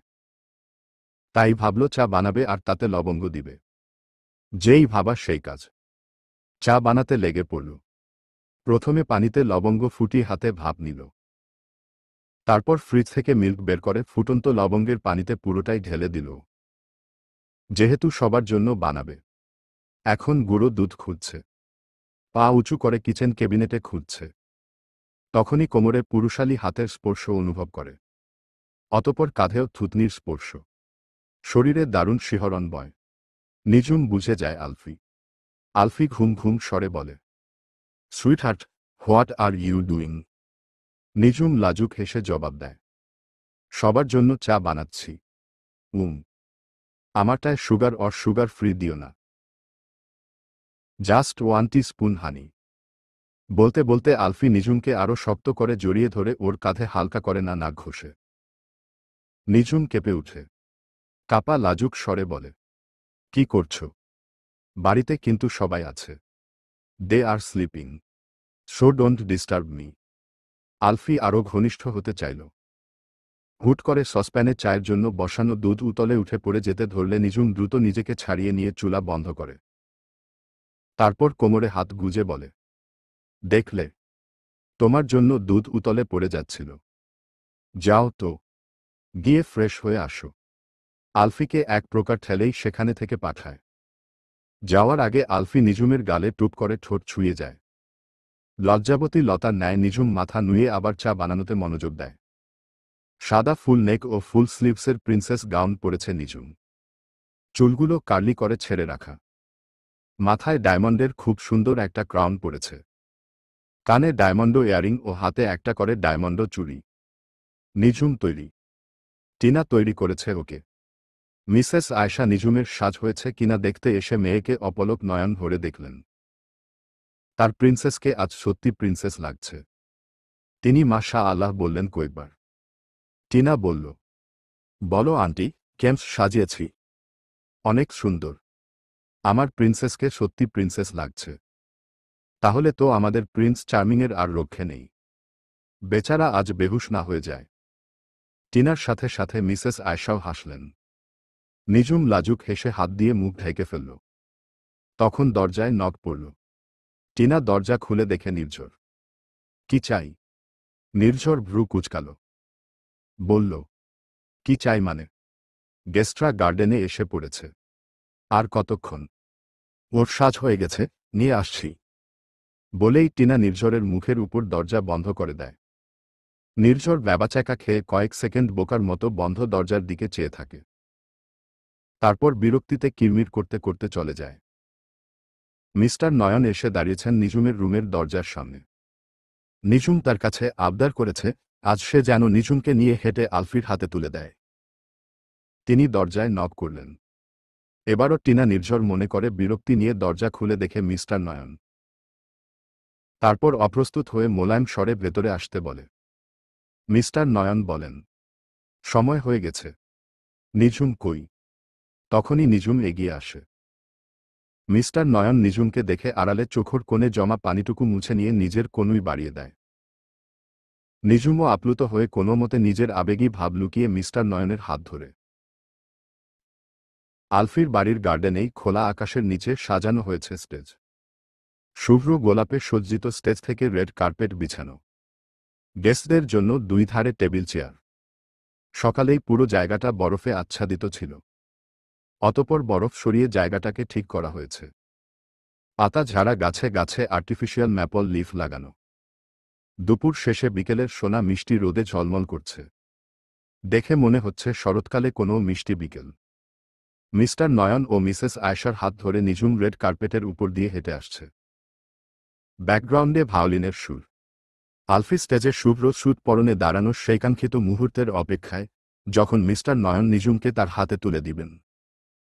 অতঃপর সেই মুহূর্ত। আলফি অপলক নিঝুমের আগমনের দিকে চেয়ে আছে। মিস্টার নয়ন নিঝুমের হাত আলফির হাতে তুলে দিলেন। গেস্টদের মাঝে করতালির জোয়ার উঠল। আলফি নিঝুমের হাত শক্ত করে ধরে মাইক হাতে সকলের উদ্দেশ্যে বলল, hello everyone, today is our special day, our wedding reception. Thank you all guys for coming and celebrating with us. Now I want to introduce you to my beautiful wife, Nijhum Chowdhury, my sweetheart and love of my life. I want to spend the rest of my life with her. তারপর red ওয়াইনের glass নিয়ে সকলের উদ্দেশ্যে cheers করে পান করল। গেস্টরাও তাই করল। তারপর আলফি নিঝুমের কানের কাছে মুখ নিয়ে ফিসফিস করে বলল, you looking damn beautiful and stunning. বলেই আলফি নিঝুমের হাতের উল্টো পিঠে নিজের ওষ্ঠ স্পর্শ করল। তৎপর লজ্জায় রক্তিম হল নিঝুমের মুখাবয়ব। নতমস্তকে লাজুক হেসে আলফির বাহু শক্ত করে ধরল। তারপর আলফির মতোই বলল, and you looking like a prince charming from my fairytale. অতঃপর দুজন দুজনার চোখের দিকে অন্তহীন অপলক মুগ্ধ নয়নে চেয়ে রইল। পরিশিষ বলল, 10 বছর পর। এত বছরেও সবার মধ্যে ভালোবাসা একই রকম বহাল। মিস্টার নয়ন ও মিসেস আয়েশা একেবারের জন্য কানাডায় টরেন্টোতে চলে এসেছেন। মিস্টার জুনায়েদ ও মিসেস আরোলিন আগের মতোই নিউ ইয়র্ক ও অটোয়া ব্যালেন্স করে থাকেন। নিঝুম, আলফিও তাই। তবে এত বছরে কিছু সম্পর্কের সমীকরণ বদলেছে।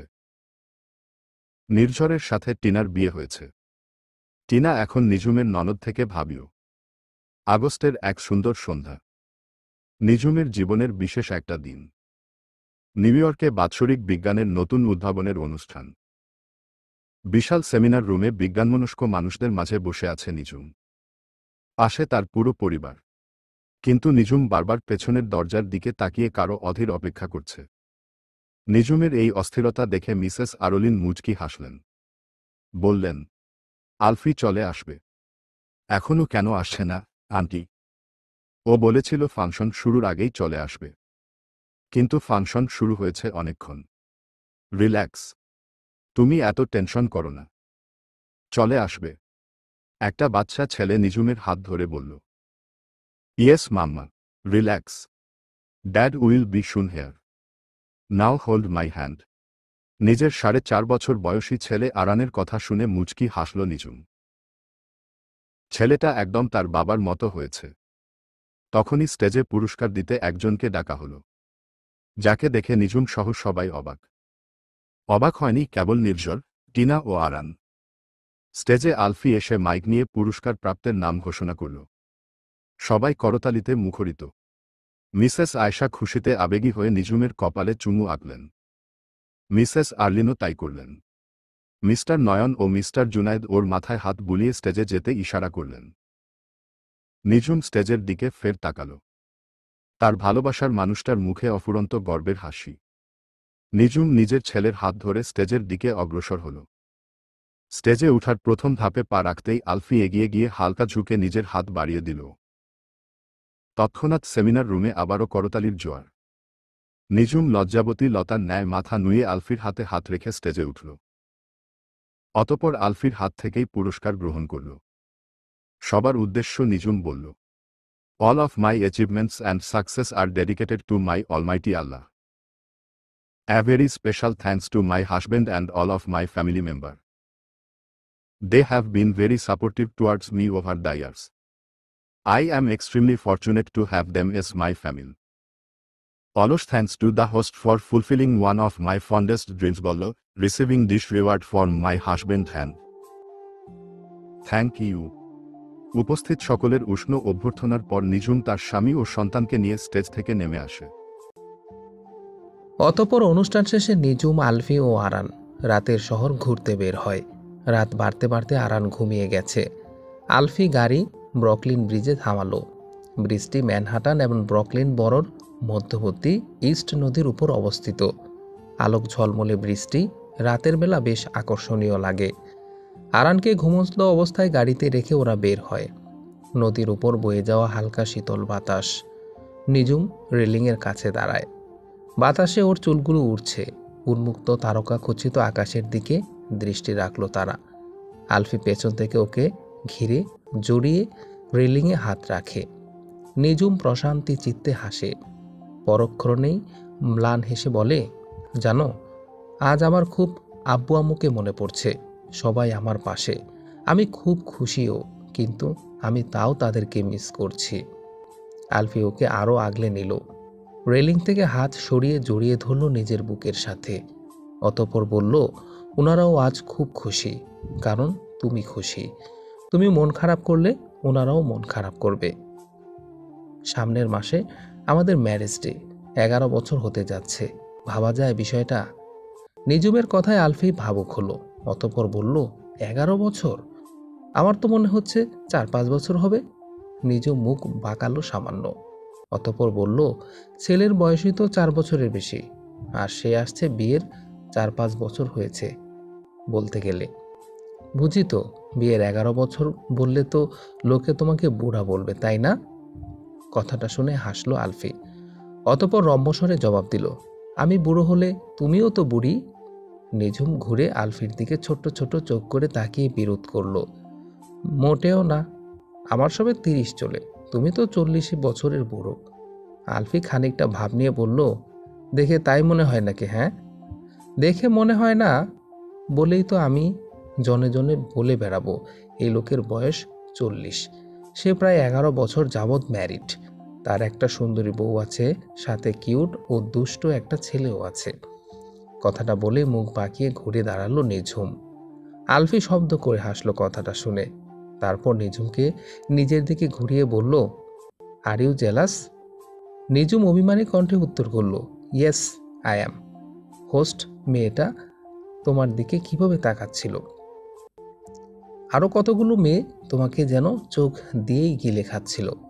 আলফি মুচকি হেসে নিজের অভিমানী প্রিয়তমার থুতনিতে হাত রেখে মুগ্ধ কণ্ঠে বলল, হাজারো রমণী আমাকে চাইলেও আমি কিন্তু শুধু তোমারই, শুধু তোমাকেই ভালোবাসি।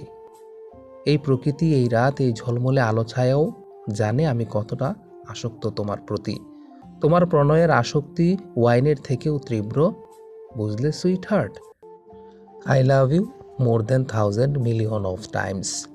প্রশান্ত হাসলো কথাটা শুনে নিঝুম। অতঃপর আলফির বুকে মাথা রেখে প্রত্যুত্তর করে বলল, I love you too mister husband. New ইয়র্কের ব্রুকলিন ব্রিজের এই ঝলমলে রাত্রির আলো ছায়াতে প্রিয়তম ও প্রিয়তমা নিজেদের উষ্ণ ঠোঁটের মিলনে ভালোবাসায় সিক্ত হচ্ছে। মৃদু মন্দ বাতাসে অন্তহীন প্রণয়ের সুবাস বইছে। সমাপ্ত। শ্রোতা বন্ধুরা, গল্পটি এখানেই সমাপ্ত হলো। এই গল্পটি শুনে কেমন লাগলো অবশ্যই কমেন্ট সেকশনে জানিয়ে দিতে ভুলবেন না। নতুন নতুন গল্প পেতে চ্যানেলটি সাবস্ক্রাইব করে সাথেই থাকুন। গল্প শুনুন আর গল্পকেন্দ্রিক জীবন গড়ে তুলুন। আল্লাহ হাফেজ।